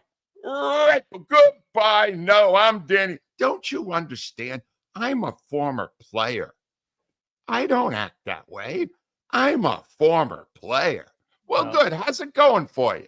You're doing great so far, right? Yeah. No working out. How many more years you need before you put a winner on the ice? 5 more? Because I'm old. I don't think I got 5 more years. Finally here, I was asked this question about Donovan McNabb and Jalen Hurts. And I'll ask you this. You said that you believed in 2017, if Nick Foles wasn't the quarterback, there's not a chance in hell Carson Wentz wins that Super Bowl. Okay. There's no way. If you go back to 04 with T.O., you put Hurts on that team. Do you win that Super Bowl? And if Donovan were on this team with all this talent, do you think McNabb would be doing the same thing that Hurts is doing? How do you look at both those guys? One guy's more talented, I think, and the other guy's a better leader by far. Oh, no doubt. Donovan had more, he had more talent than Hurts, no question. He does. Donovan would have had a better chance to win the championship with this team. This is a better team than 04, in my estimation. All right. But he probably wouldn't have done it because he was a choker. They would have had a better chance with him than they would have had with Wentz. I'll say that. Wentz happened to be on the other sideline when the Eagles destroyed the Chiefs. It's on the Super Bowl. But they would have had a better chance with McNabb because McNabb was a choker, but he also was a hell of a player. And he's got he did a good job here, basically. Wentz is a bigger choker. Wentz is the choker. Wentz will always give it up in a big moment. All right. So of the three of them, we lucked out with the right one. Hurts. Hurts has got maybe not the talent of McNabb, but the heart. You put the hearts of Wentz and McNabb together, they don't equal what Hurts has. Watch him. Watch him under duress. Hey, while Donovan was trying to stop himself from puking in the huddle, right? This guy is focused. He's a trained assassin. I love him. I'm telling you, it just goes to show you. You watch Hurts and you say to yourself, oh, he's got plenty of talent, but there are more talented players out there. But do they also include that will, that ability? You know, people don't like when he does news conferences because he's gruff sometimes. He answers short answers, that kind of stuff. He's honest. Be happy. He's honest. Wentz never said what he really felt his whole life. McNabb made goofy faces. At least this guy Hurts gives you the truth. Why do you think there's such disrespect for him? Yahoo came out with the top 10 quarterbacks in the game, and it's not on it. Yeah. Why do you think that is it because, again, it's his approach to the game? He sacrifices numbers. He doesn't put the big numbers up. What is it, in your opinion, Angelo, on why people have a different opinion? Like, unless you're covering him and you watch him, I think he's the smartest quarterback in the game. And I think smarts is what wins you Super Bowls and wins you ball games, not talent. Angelo, you could have all the talent in the world. You could be a Jeff George. But if you can't move the sticks, you're not going to be able to use that talent around you. So, but why do you think people have disrespect for him? Not in Philly, but outside of Philly. Right. Well, because it's a different media now. And to pick the guy who just won the Super Bowl, that's a boring selection.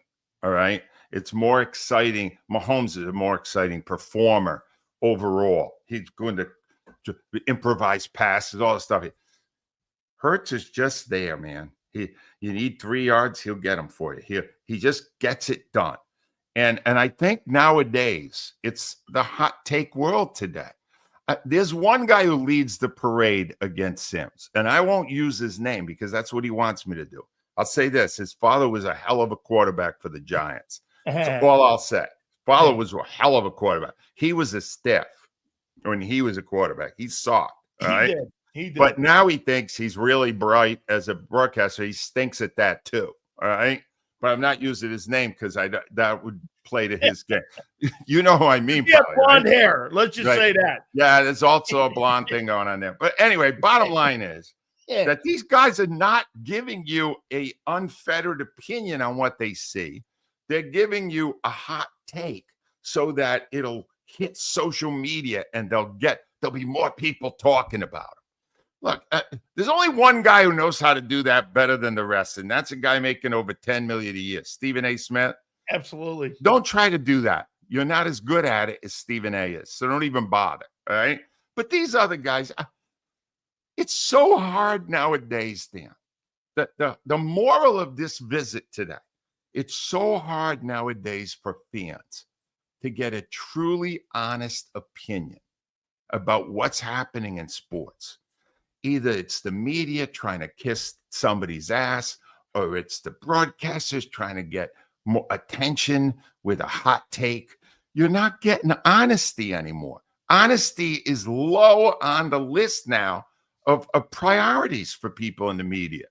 And I would like to believe that pendulum's going to swing back some point. No way. But right now, no way. Our lonely eyes turn to one man, Dan Sileo. Yeah. You're the last one, Dan. You're it. When you keel over, and that could happen at any point, who knows? Absolutely. Angelo, I got to tell you, man, I just, someone always goes like this. Well, you're one of those like, you're one of those hot take kind of guys, this and that. I go, no, I learned one thing. I know what controversial is. Controversial is just telling people my truth. That's the only thing I have is my truth. It may not be what everybody else will take. It's my truth here. And what you said just now, you're basically comparing Jalen Hurts to Tim Duncan and Tom Brady because you know why? Those guys were boring too. They weren't interesting to cover. It's a boring pick. It's a boring conversation because those guys didn't play the style of football like Lamar and didn't play, like Shaquille O'Neal, but who has more rings? Tim Duncan has more rings than Shaq. He's got 5 to 4. He's a winner. He's a winner. Bill Russell, who I didn't like because I was a Wilt Chamberlain fan. Bill Russell knew how to do one thing. He knew how to win. Yeah. Won 11 championships. Don't forget the 2 at USF when he was at San Francisco. 13. Whatever it is. Right. Some guys, all they know how to do is win, which happens to be by far the most important thing. So, and Hurts to me, I'll tell you one thing. He's not boring to me for 3 hours on a Sunday afternoon when the Eagles are playing a big game. You think he has a Hall of Fame career going? He certainly does. Now, if they ask me that, get Reuben Frank working on those numbers. That's a guy. Because here's the thing. At the end of it, when they're voting, they're in those. I was there. I voted occasionally for Hall of Fame kind of thing. How many times did he win the big one? How many times did he win a championship? And if Hurts keeps going the way he does now, he should win a few. Plus, in Hurts's case, you could also make the argument, he did it with a moron for a coach. What are the odds? What are the odds? Oh, my God. Give him extra. Maybe they could go in together, him and Sirianni. Oh, my God. Angelo always ended on a great note. My friend, people, make sure you check him out at AngeloCataldi.com. And the imbecile coach from Philadelphia, I'm sure, will be the next blog. Thank you, Angie. I appreciate you doing this, brother. Anytime, Dan. Thank you, buddy. You got it. That is Angelo Cataldi. So, Reuben, hold on here. Hold on. Wait a minute. I'm so happy, Angelo loves Jalen Hurts, though. He loves him. So, wait a minute here. Reuben Frank. I can't believe Reuben. No way. Reuben Franks. Sirianni. No way. Hall of Fame. Hold on for a minute. 10 different ways to measure. Is that what this is? Is this by Reuben here? Okay. Reuben Franks. Sirianni.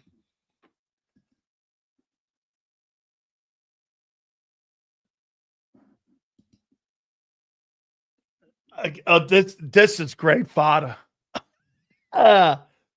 Holy cow. He thinks he's trending to be a Hall of Fame coach. Okay. Let me see here.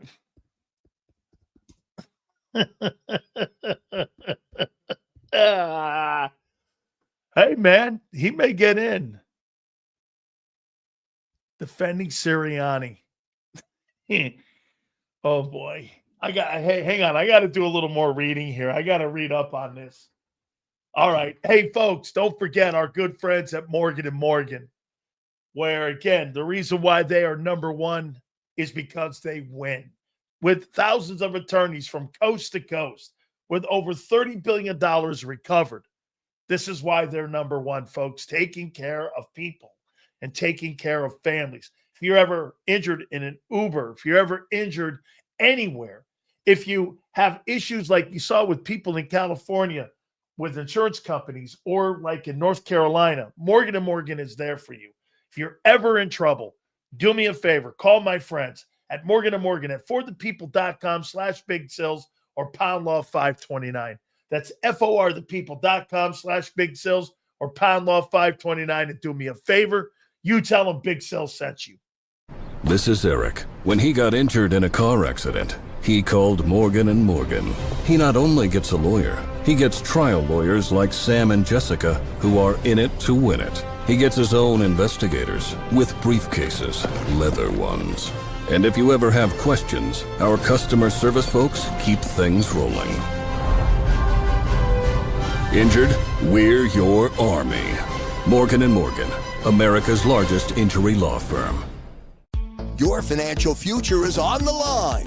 Are you ready for what's next? At Leone & Company Wealth Management, we help young professionals, business owners, and pre-retirees navigate the complexities of building and protecting wealth. For young professionals, we'll help you grow your wealth, plan for your future, and make the most of your hard-earned dollars. For business owners, we provide strategies to protect your company, manage risks, and create a lasting legacy for both your business and personal wealth.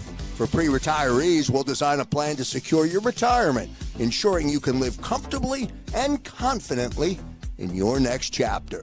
Whether you're just starting out, managing a thriving business, or preparing for retirement, we're here to help you take control of your financial future. The first consultation is on us. Get the advice you need without the cost. Let's make your financial vision a reality. Take the next step. Scan the QR code to schedule your free consultation today. And of course, go Birds.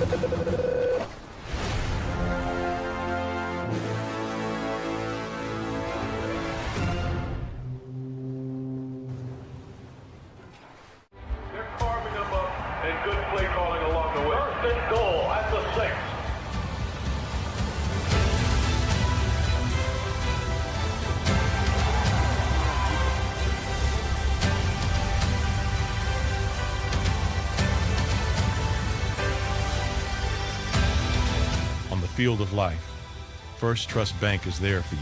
Champions on three. 1, 2, 3. Because Philadelphia dreams deserve a Philadelphia bank. In our hometown, we all look out for each other. We step up to keep our communities going strong. And at Independence Blue Cross, we're here to keep you going strong as the #1 health insurer in the region. No IBX is always looking out for you. EAGLES, Eagles.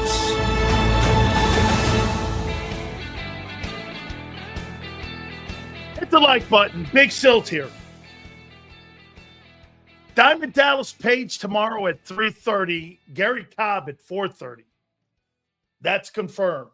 So, and Roman Reigns, I believe on Thursday, will be stepping in with us too.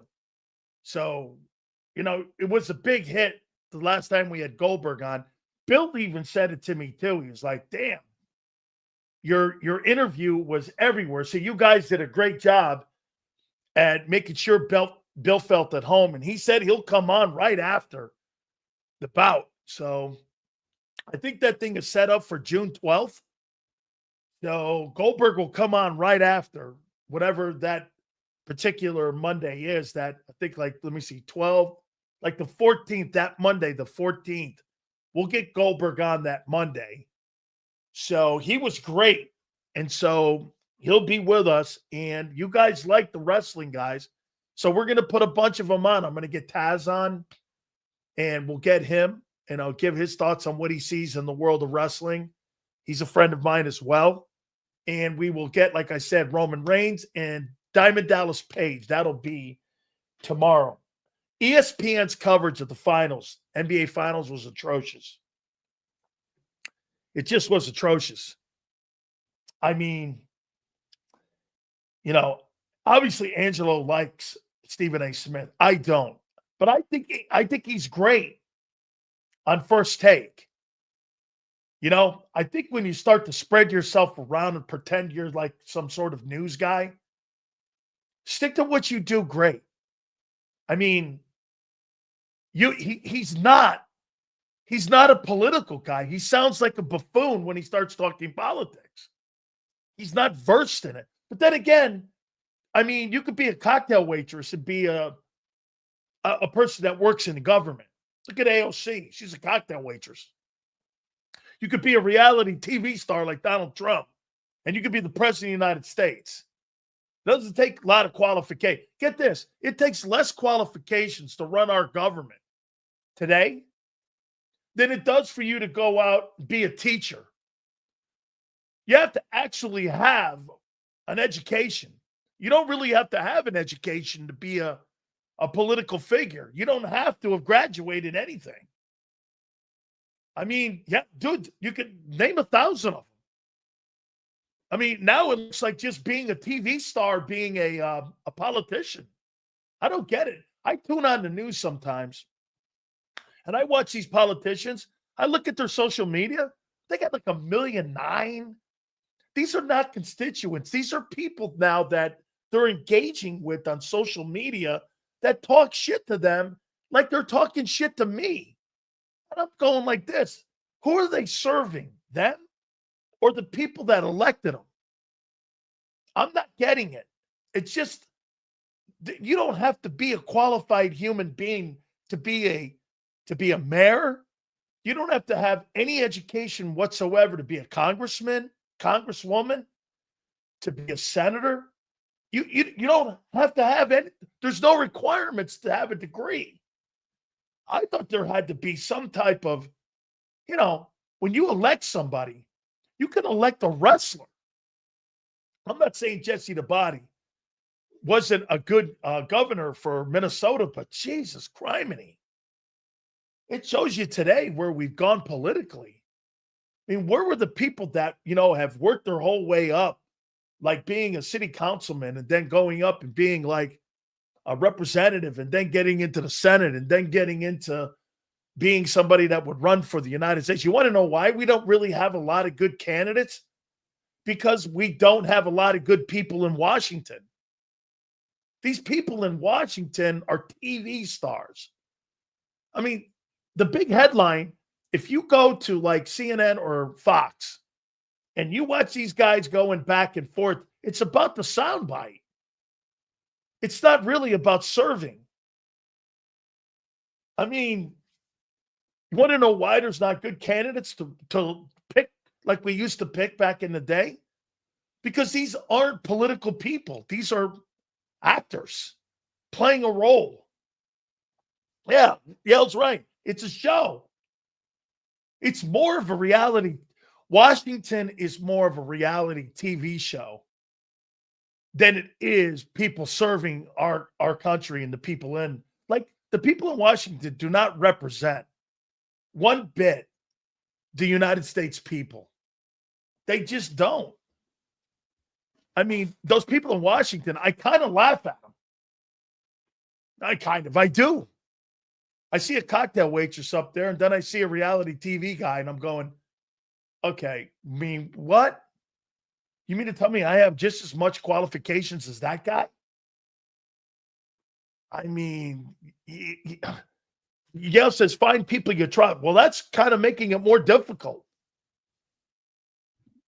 Just like, I mean, Stephen A. Smith, I mean, hey, Stephen A. Smith running for president, is that out of the realm of possible? No, I believe he could. Guys, hit the like button. Like to get to about 150 by the end of the program if we could. I mean, Stephen A. Smith may run for president of the United States. Unbelievable, man. I'm like, okay.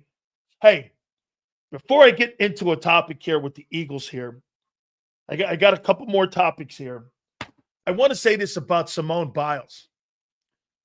So Simone Biles deleted her X account. The now disgraced Olympic champion, which I will be calling her from now on, thought that she would make a political statement that dudes with cannolis should be in women's sports, and she thought she was going to play the liberal angle here, when everyone in November knows that that was a political statement and why the Democrats ended up getting beaten. And it was one of the reasons why Kamala Harris got beat, was defending that. Okay? That was a political platform for the Republicans. And by the way, this is not just a Trump thing. This is down ticket when it came to the House and the Senate. Down ticket. This is not just about the guy in the White House.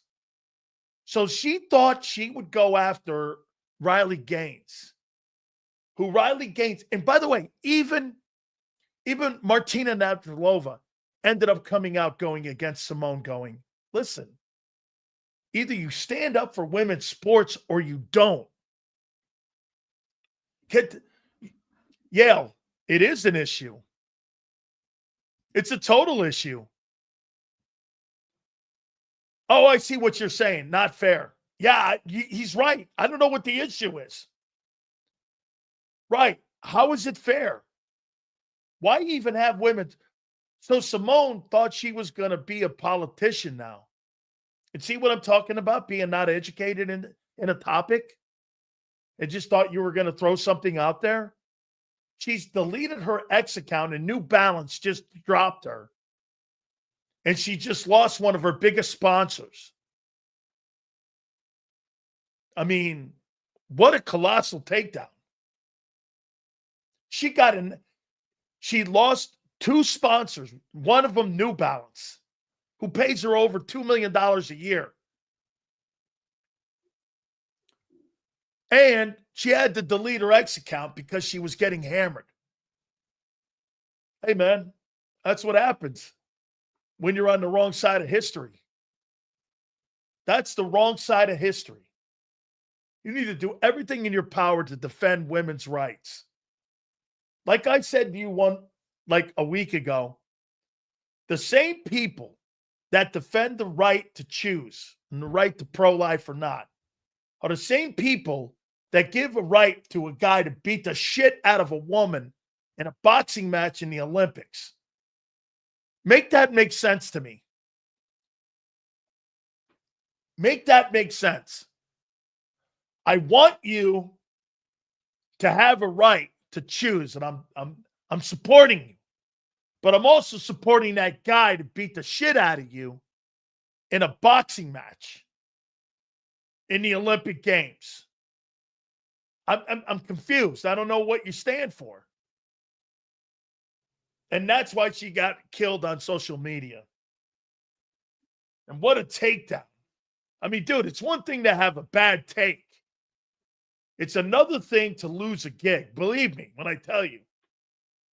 It's another thing to lose millions of dollars like that. People look at her in a completely different way now. You know why? People look at her like she turned her back on women's sports. And this is the same country that said this about her when she decided to pull out of the Olympic Games because she was depressed. She pulled out of the Olympic Games because she was not performing well. And then she got depressed and decided to go, well, I'm going to quit. Okay. People gave her the benefit of the doubt. They gave her the benefit. To me, if you weren't mentally ready for something like that, you shouldn't have went. Everybody fights depression. I get it. Come on now. All right.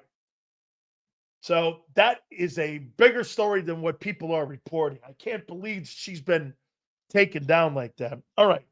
What do you think the major headlines are going to be this year for us to follow for the Eagles?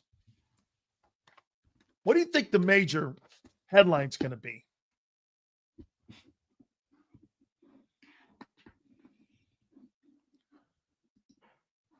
I don't agree with Simone, but I hate this shit of attacking someone for their opinion and pulling sponsorships and all that. Well, welcome to my club. Welcome to my world, Curtis. Hey, Simone, welcome to my world. I don't agree with Simone, but I hate this shit of attacking someone for their opinion. Okay? Well, welcome to my world. My daughter said something years ago to me, Curtis. Curtis, I actually like your takes. I'm not picking on you. If you have an opinion, be prepared to have it challenged. So when you throw your opinion out and you're someone like her, okay, be prepared. Someone's going to come back at you. And she couldn't handle it. You know, she couldn't handle the pressure of someone disagreeing with her. You know, she thinks that she's America's darling. She was. She's not now. There's a lot of people, half the country hates her. Before, all the country loved her. And she got the benefit. Let me tell you. And the fact that she turned her back on women. Can you imagine a dude trying to play in the WNBA? They won't even let Caitlin Clark. They knock her ass around in that sport.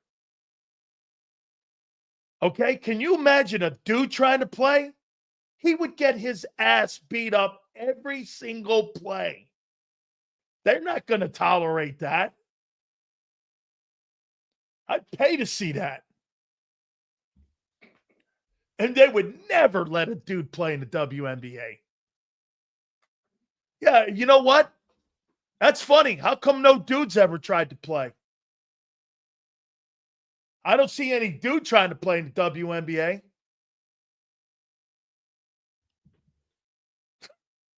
They get their head kicked in. Those women, as guarded as they are with their sport, Brittany Griner would come down like you thought she was Jimmy Snuka coming off the top rope. They're not going to let any of that go on. Let a guy play in the WNBA. Be a cold day in hell. That I get. Watch this. There's two things that I know. I'm going to die, and there will never be a dude in the WNBA ever play. That's not going to go down like that. Well, you know, we're going to have like guys, you know, in track and field meets and boxing matches. Yeah, well, you ain't going to have it in the WNBA. That is not going to happen. Those women would never allow that. They're knocking Caitlin Clark around like she's like a piñata. And I used to think it was because she's white. Now it's the jealousy factor because she gets all the pub. By the way, she's phenomenal. She's a tremendous player.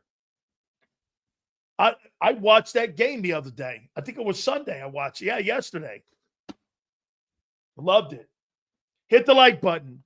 Try to get to 150. We appreciate it very much. Super chats go to the top. What's the storyline going to be, you think, for the Eagles? I got 6 of them. I wrote down 6 storylines that we're going to keep an eye on as we get closer to the man. I can't believe how close we are now. What's the storylines? I wrote down these. O-line. The O-line. It's the heartbeat of the team. You got to start at the heartbeat of the team. Okay? Here's Curtis. Can the Eagles offense step up if the defense struggles? I love that. I love that. Curtis, you're making a great comeback. That's a great one. I'm even going to use this as a future topic. Can the Eagles offense step up if the Eagle defense struggles? Love that storyline. Start of a dynasty? Well, if you go to another one, Marcus, last year I would have said you were nuts. If you go to another one this year, that's 3 and 4 years. Even if you lose it, you still got the win. And you go to 3 and 4 years,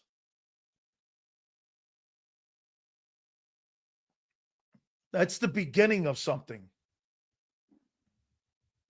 I think it's because you have, like, I hear John McMullen say this all the time. Were the Bills a dynasty? Yes. And the context is you'll never see a team go to 4 Super Bowls in a row. And he's right. You're never going to see that. However, they needed one, I think, to validate that run. Because that becomes the dynasty of almost. You know what I mean? It's a total criminal crime that they never won one. They needed one to validate all of that. Even if they were 1 and 3 in them, it would have been, you could have validated it. But it's like the dynasty of almost. You know what I'm saying? So I get it. And he's not wrong. You're never going to see that again. Okay, the Chiefs have been to 3 straight. KC's time's over. I don't think their time's over. I think they're going to make a step back. Bro, Patrick Mahomes is not even in his prime yet. Why would you think Patrick Mahomes is going to take a step back? Where did that come from? Who said that? Mahomes carried a shitty offense all the way to the Super Bowl. Patrick Mahomes is not even in his prime yet. He's still got a couple more years before he's even going to start getting closer to it being on the other side or the back 9. It's not true. It's not. You're wishful thinking. People said the same shit about Brady. Brady had a 10-year gap, came back, and he won 4 more Super Bowls. It's a ridiculous take. Get this. Here's Hollywood here. KC doesn't even spend money. They don't have to. Hollywood, do you know why Patrick Mahomes is superior to Jalen Hurts? Do you want me to show you why? Okay. Why do you think Mahomes is superior to Hurts? Pretty much everybody else. Why do you think? Why do you think? Read defenses. No. Expand on this, bend my best friend over. Coaching. No.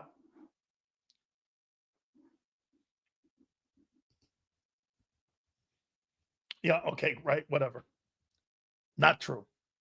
You had 1 game against the guy. Like that?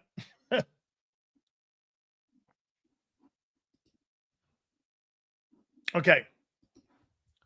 So I'll show you. 36 million, 25 million.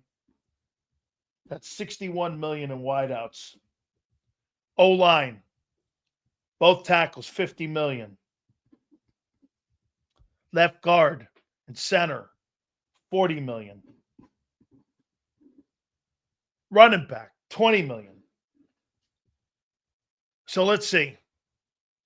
That's 60, 90. It's 150. It's $170 million in your huddle. How much money can you add up in the KC huddle? Let's see. 17 for the tight end and 15 for the center. That's $32 million. You spend $170 million in your huddle. They spend 32, not counting the quarterbacks. I mean, and and he's won 3 Super Bowls. They spend $32 million in their offensive huddle. You spend 170. There's the difference. And your quarterback makes more. I mean, that's why that guy's superior. They don't have to spend. That's why they don't have to get $51 million wideouts. They don't have to spend $100 million in offensive line to win because the quarterback is that good. Like I said, how is that Jalen's problem? Again, we go back to the argument. You guys want to sit there and tell me, well, again, they don't have to spend the money. They don't have to worry about salary cap.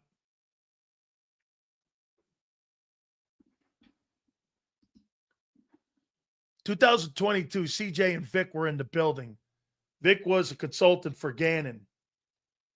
Vic went to Miami 23, CJ to the Lions 24. Vic was to DC. CJ came back.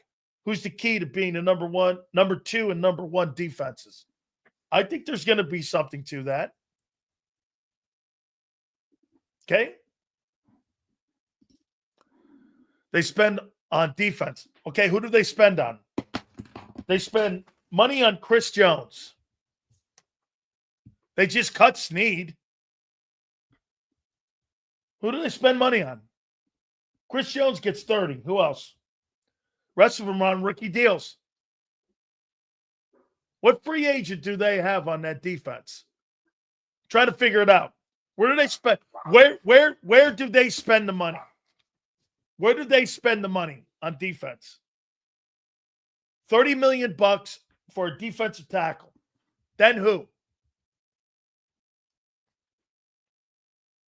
Like I said, the reason why he's superior, you don't have to spend money. He takes you just as far, and he wins. What linebacker? They got rid of the linebacker. I don't spend any money. Trent McDuffie's contract is coming up. That's why they let loose a Snead. Snead's now making what, $20 million?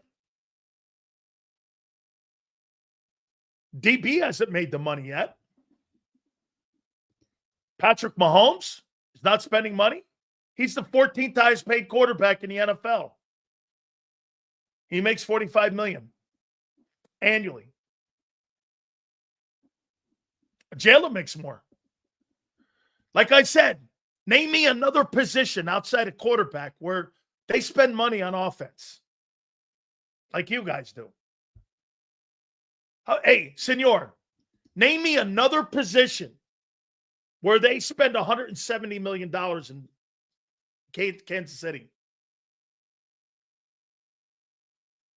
Name me one other player. $17 million for Kelsey, $15 million for the center, and then who? No wideouts. Nothing. Like I said, on offense, they don't spend money.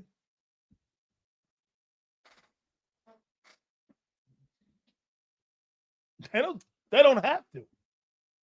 Because the quarterback does more with less. That's why some look at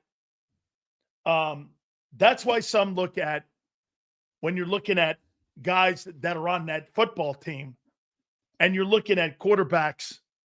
Here, let's do this. 2025 Kansas City. Let me go to my NFL.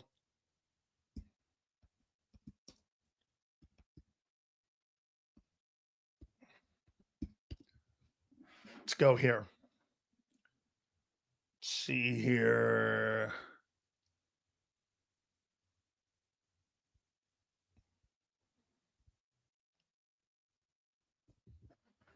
I'm getting my NFL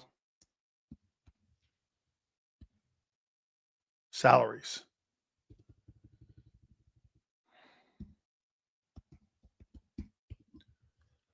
Here you go. Okay. Here's what you got. Here's 2,000 salaries. 2025 salaries. Let's see here. Okay. You got the right tackle at 19 million. Base salary, 27 million is the right tackle. That's why they got rid of Tune. You've got 23 million in the guard. 17 to the tight end. Left tackle is 11. It's 878. Humphrey is 10. It's 88. Who else? Marquise Brown is 6 million.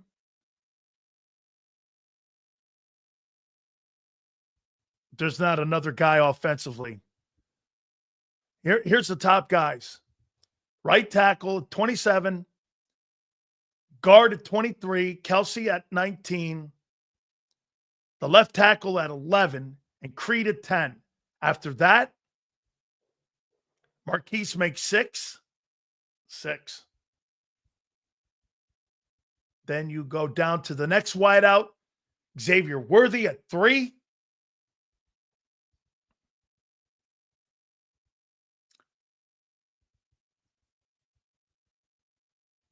Juju Smith-Schuster at 1.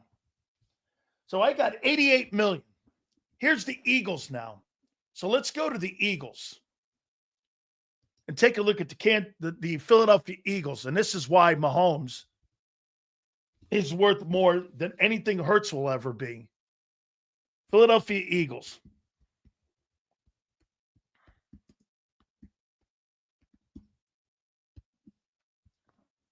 There you go. 88 million versus Lane Johnson, 18. A.J. Brown, 17. There's 35. Jordan Mailata, 15. There's 50. Dallas Goedert, 10. There's 60. Devontae Smith, there's 7. There's 67. Barkley. Actually, those are cap hits. Excuse me. Salary. Here it is. My bad. Here's the salary because those are cap hits. There's the salaries. I mean, these numbers are insane.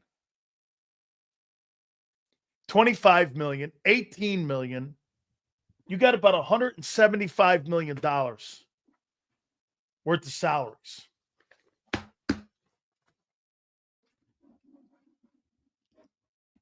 How come Mahomes can't make a wide receiver elite with good receiving numbers?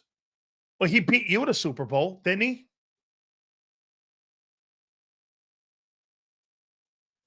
Didn't he? He right?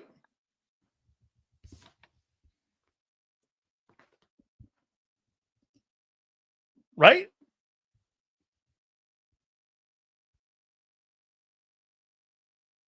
Yeah, correct?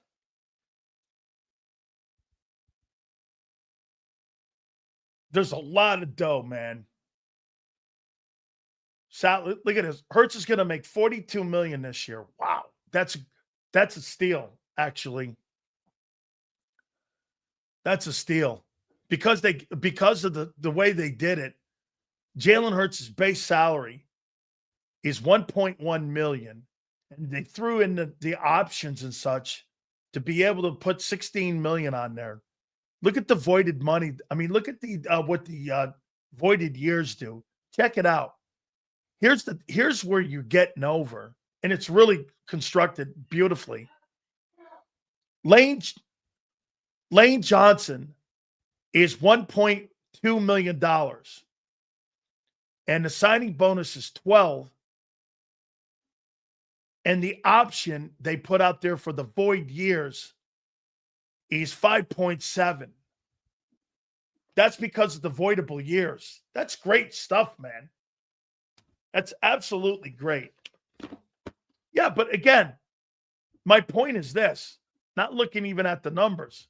Kansas City doesn't have to spend money on big-time players offensively and skilled. Who are the biggest skilled players they pay? They don't pay a running back. They don't pay their receivers. They pay a tight end who's washed up and over the hill. That guy does more with less, literally. I mean, you don't have to spend $25 million. They don't have a $25 million or $30 million wide receiver. Anyway, okay. They don't. They didn't have one a year before either. If Kansas City doesn't need to spend money, how did they degrade so much and get smacked around by the Eagles? Hey, I don't think that was a good roster a year ago. I just don't. Okay, I just don't think it was a good roster. I think Mahomes, what he did with that team was pretty remarkable. I didn't think that was their least roster that they've had in the last 6 years. I don't think they did a good enough job. And plus, I would say this, I think he needs to get a big-time wideout. No, yes, not a smart idea not to spend money. Yeah, senor, you're right. Okay? Absolutely. Okay? It's absolutely true. It's a lot wear and tear, 3 Super Bowls. Actually, 5. KC has drafted first and second round wide receivers in the past 3 drafts. That's why they don't have to pay them. They're on rookie contracts. Absolutely. Like I said, guys, one of the reasons why you look at the quarterbacks in today's NFL and the organizations aren't doing a very good job at putting players around those guys is what I'm pointing out. Even Kansas City starting to fail. That's why Brady left New England. The Eagles do a great job at continuing to keep and put good players around their quarterback. That's not a rip. No one's ripping it. That's a fortunate thing to have an organization that does that. Buffalo, Cincinnati. See, what Cincinnati's doing is this. Cincinnati's building up one side of the ball to appease Joe Burrow. Well, that's not going to win championships. Cincinnati is not going to win. They're just not. With that, let me keep T. Higgins and let me pay Jamar Chase. Okay. What about your defense and putting good people on that side of the ball? Well, I got to pay my quarterback. Well, wait a minute. Is it about paying your quarterback or is it about winning games? Organizations, when they have a guy like an Allen or they have a guy like a Burrow, they lose sight of what's important. Granted, Kansas City is picking 32nd and 31st every year. It is. But I'll tell you what, senor. I think you should have less failure at 31 and 32. Why? Because best player available falls down that line. Okay? I mean, just like the Eagles, but they suck at picking mercenaries like Howie at defense. Again, well, like I'll make the point to you here one more time. Name me an edge rusher that you have drafted that you in the last 10 years you think is a superstar? You're saying you think Nolan Smith will be. All right. Fair enough. Who else? Who else? Who else?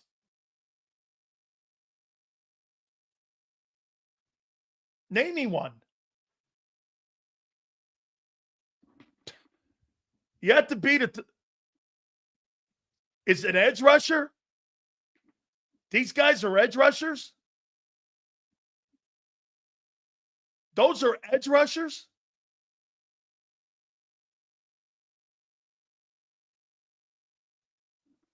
How do you know? Okay, we'll find out. Those guys aren't superstars. Superstars play every year and put up 10, 11 numbers, 12 sacks every year. That's a superstar. How do you know that? He looks like he has great potential. Who? Come on, man. Are you kidding me? Dude, it was his rookie year. What do you talk? I don't know who you're talking about.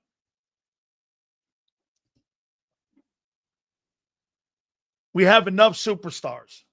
Well, Jordan Davis is not a superstar. Who else? Jalen Carter, Cooper DeJean. Q.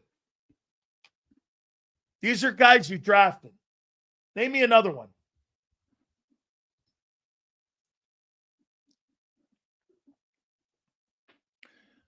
Thanks, Twiz. So let's see who you drafted you're calling a superstar. Carter. Q. Cooper. Who else? Nolan? Okay. Who else have you drafted that's a superstar? That's on this defense right now.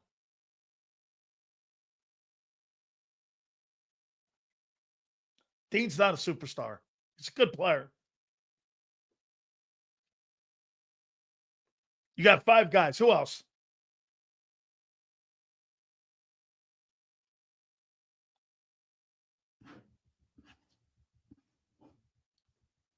There's 5 dudes.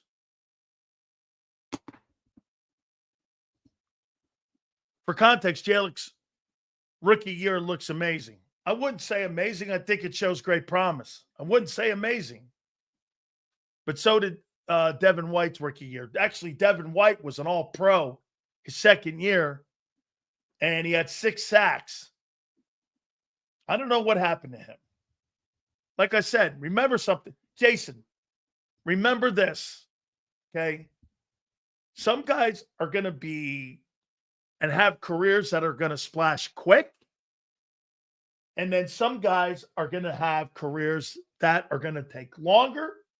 Some guys are going to be shorter burst. Some guys are just going to be consistent.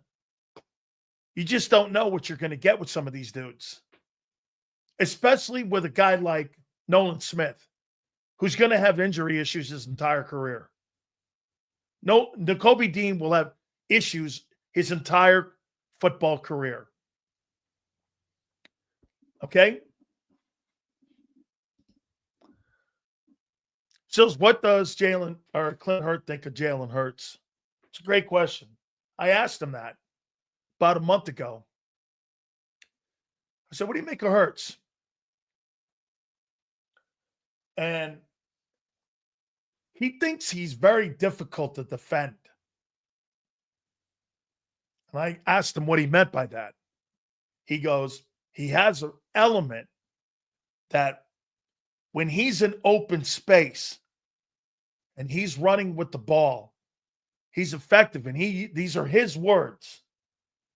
You know how Aaron Rodgers used to get out? He doesn't have the arm that Rodgers has on the move. Aaron Rodgers was spectacular on the move. when he was throwing the ball and he'd get out in open space. Hurts' effectiveness is being able, he's a great open field runner. And it's a little better than the triple option. Triple option has a negative connotation for a quarterback. He's really great in space. And Clint thinks he's a hard guy to get down in open space. So you have to be a really good open field tackling team to get him on the ground. You know what's funny? If you think about it, almost every single skill set Eagle, I never thought about it until this was brought up. You know, if you think about it, every skilled player, Yale, think of this one, is difficult to tackle in open space. Devontae, AJ, Barkley, even Goddard, and Hurts. Like, you're not taking them down with arm tackles. You've got to be a fundamentally sound tackling team to get those dudes down. Because, you know, Zach Ertz used to catch the ball and always seemed like he fell down, right? Well, Goddard has a nose for the end zone. Barkley has a nose for the end zone. I mean, he did. I think that was one of the greatest things I ever saw a player do to a great player. That NFC title game in 2022, when he froze him and Greenlaw the way he did, I mean, Fred Warner looked like he ran 5 flat 40s the way he froze him. And, you know, they got away from that in the 23. But, dude, when he was running that, I mean, he made Fred Warner look slow. And when he's like that in open space, that's why, again, I'd like to see more of that this coming year.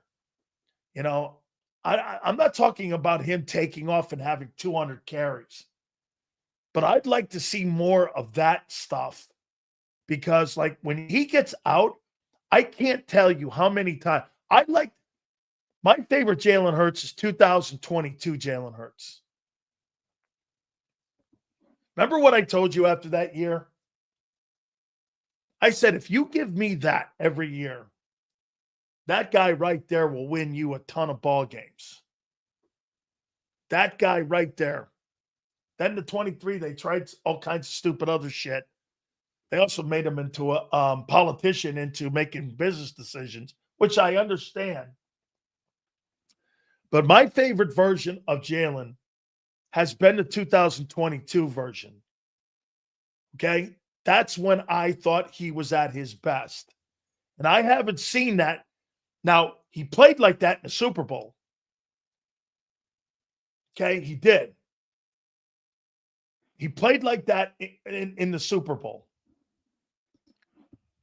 Defenders are great when they can just hunt. But if you make them think that split second will cost you a tackle, or stop your feet, twist. That's what you're talking about. You can always tell, Twiz, when a defender's thinking, stops his feet. Boom. And he's thinking. You stop your feet in the NFL, in any sport, you're beat. It's a game of angles. Everyone's looking for angles. And when you're in so much open space nowadays, you can't stop your feet. You've got to constantly be moving. Remember when Peyton Manning would be in the pocket. He'd be tapping his feet. The worst thing you can have a quarterback do is drift back and stay planted. You're done. You're not going to get away from the sack guys of today. Nolan Smith running a 4.4. You're not getting away from that with your feet planted like a tree. He's going to run you into the ground. Okay? Sills doesn't think this is why he's so good back in the day. Not sure what you're saying. True, Sills. That interception Dean had in the Jacksonville game, the DB coach, Casper, told Dean, don't let your feet settle. Keep them moving. That's correct. Hurts is always clutch. Actually, I would say this to you. Hurts is always competing. He's always competing. And clutch becomes something that when you're always competing. Okay? Hurts is the best Eagles quarterback we've ever had. Not in talent, but the best quarterback? Yes, probably. Yes. No other quarterback has been to 2 Super Bowls. Have they? I don't think so. I don't think you've ever had a quarterback go to 2. Okay, that's got to matter. No, wait a minute. Abe, you bring a great topic up. Abe, let me ask you something. This is a great topic. The most accomplished is Hurts. Is he the best? Like, he's not better than Randall. Sorry. He's not a better player than Randall. Let me ask you this. Abe, how old are you?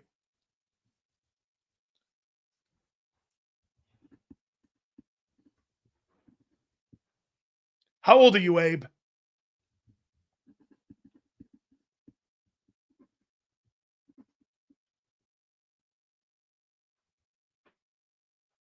You're 25. Dang it. I need somebody a little older. So let me ask you this about well, you might be a historian, Abe. So, and I've mentioned this to you before, Bob Greasy has 3 AFC championship rings and 2 Super Bowl rings, and one of the teams was undefeated. Was he a better quarterback than Dan Marino?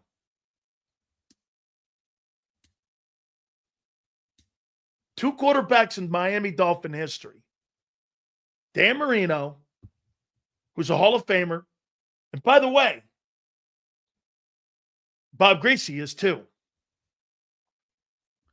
I used to bring this up with the Miami people. And you know what they would tell me? Bob Greasy is nowhere near Dan Marino. They would do the direct opposite of what you would do. It's funny. I used to give them the Jalen Hurts argument. And they killed me for it because I said Bob Greasy is the most accomplished quarterback Miami Dolphins have ever had. And it's not close. The guy has 3 conference title rings. Hold on here. Hold on, Hollywood. Wait. Accomplishments versus talent is different, though.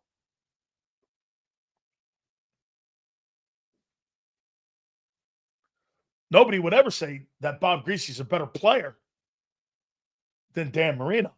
Nobody would ever make that distinction. I think the guy in the Super Bowl threw the ball 10 times. They would never. And quite frankly, the comparison of Greasy and Hurts is more in line. Bob Greasy's a Hall of Famer. But he's nowhere near the player Dan Marino was. That's my argument on Jalen. It's not a rip. It's not. There's accomplishments and there's talent. They're 2 different things. Of course, you'd rather have the accomplishments. Because if you get the accomplishments, hopefully the Hall of Fame ring comes. Well, Don Shula coached both of them. He coached Greasy and he coached Marino. All right, guys, don't forget my great friends at Morgan & Morgan. Over $30 billion recovered with this great firm, the #1 injury law firm in America. We're so proud to have them part of the program here, guys, and we can't thank them enough for being part of it. If you're ever injured, please do me a favor. Check them out at forthepeople.com/Big Sills or Pound Law 529. That's forthepeople.com/Big Sills or Pound Law 529. And do me a favor, you tell them Big Sills sent you. This is Eric. When he got injured in a car accident, he called Morgan & Morgan. He not only gets a lawyer, he gets trial lawyers like Sam and Jessica who are in it to win it. He gets his own investigators with briefcases, leather ones. And if you ever have questions, our customer service folks keep things rolling. Injured? We're your army. Morgan & Morgan, America's largest injury law firm. Your financial future is on the line. Are you ready for what's next? At Leone & Company Wealth Management, we help young professionals, business owners, and pre-retirees navigate the complexities of building and protecting wealth. For young professionals, we'll help you grow your wealth, plan for your future, and make the most of your hard-earned dollars. For business owners, we provide strategies to protect your company, manage risks, and create a lasting legacy for both your business and personal wealth. For pre-retirees, we'll design a plan to secure your retirement, ensuring you can live comfortably and confidently in your next chapter. Whether you're just starting out, managing a thriving business, or preparing for retirement, we're here to help you take control of your financial future. The first consultation is on us. Get the advice you need without the cost. Let's make your financial vision a reality. Take the next step. Scan the QR code to schedule your free consultation today. And of course, go Birds.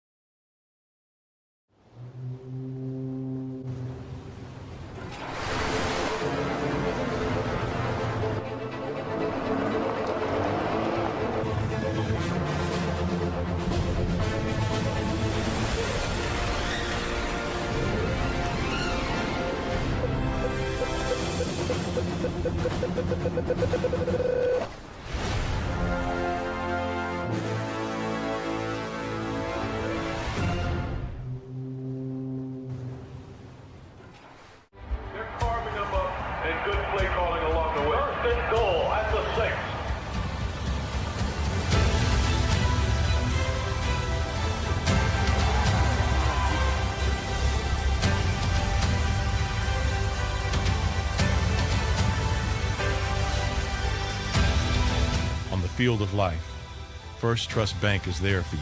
Champions on 3. 1, 2, 3. Because Philadelphia dreams deserve a Philadelphia bank. In our hometown, we all look out for each other. We step up to keep our communities going strong. And at Independence Blue Cross, we're here to keep you going strong as the #1 health insurer in the region. No IBX is always looking out for you. EAGLES, Eagles.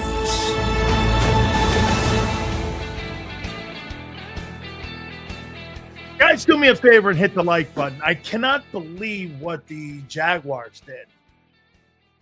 They gave Travis Hunter $31 million of his signing bonus up front. He is the first non-quarterback ever to get his signing bonus completely up front. What does that tell you? That tells you that the Jags and Shade Khan, the owner, have been so impressed with this guy, they believe this guy's the real McCoy. What a gamble. Most teams, the negotiating that you have, you're trying to prorate that signing bonus out. This guy got $31 million, and he's not the quarterback. It is. Hey, if there's 2 quarterbacks this year that I want to see do something, I want to see Trevor Lawrence and Lamar Jackson. It's got to happen this year. Lamar's got the team. They have put so many good players around him. And I got to see Trevor Lawrence. They've got to win. Sills, you weren't invested in this year's finals? No. I thought the finals stunk. I thought the finals were not watchable. They just weren't. I thought the way that ESPN presented it, SGA is a good player. I thought the small markets crushed it because the NBA doesn't do a good enough job at promoting the players in that sport. I do not. Look at Twiz. Who won? Hey, man, I can't wait to watch Travis Hunter this year. I've been telling you, hey, Twiz, I've said this and I'll say it again, that guy's been the best player in the draft the last 3 years. If he would have, you could have drafted him in the last 3 NFL drafts and he'd have went number 1 or would have been the best player in the draft. He is that good. All right, guys. Hey, Diamond Dallas Page tomorrow at 3:30. We will have him. Gary Cobb will be with us at 4:30. Thank you guys so much. Please do me a favor and hit that like button on the way out. Joe Zander, thank you. 2 to 6 tomorrow, and we shall see you on the flip side.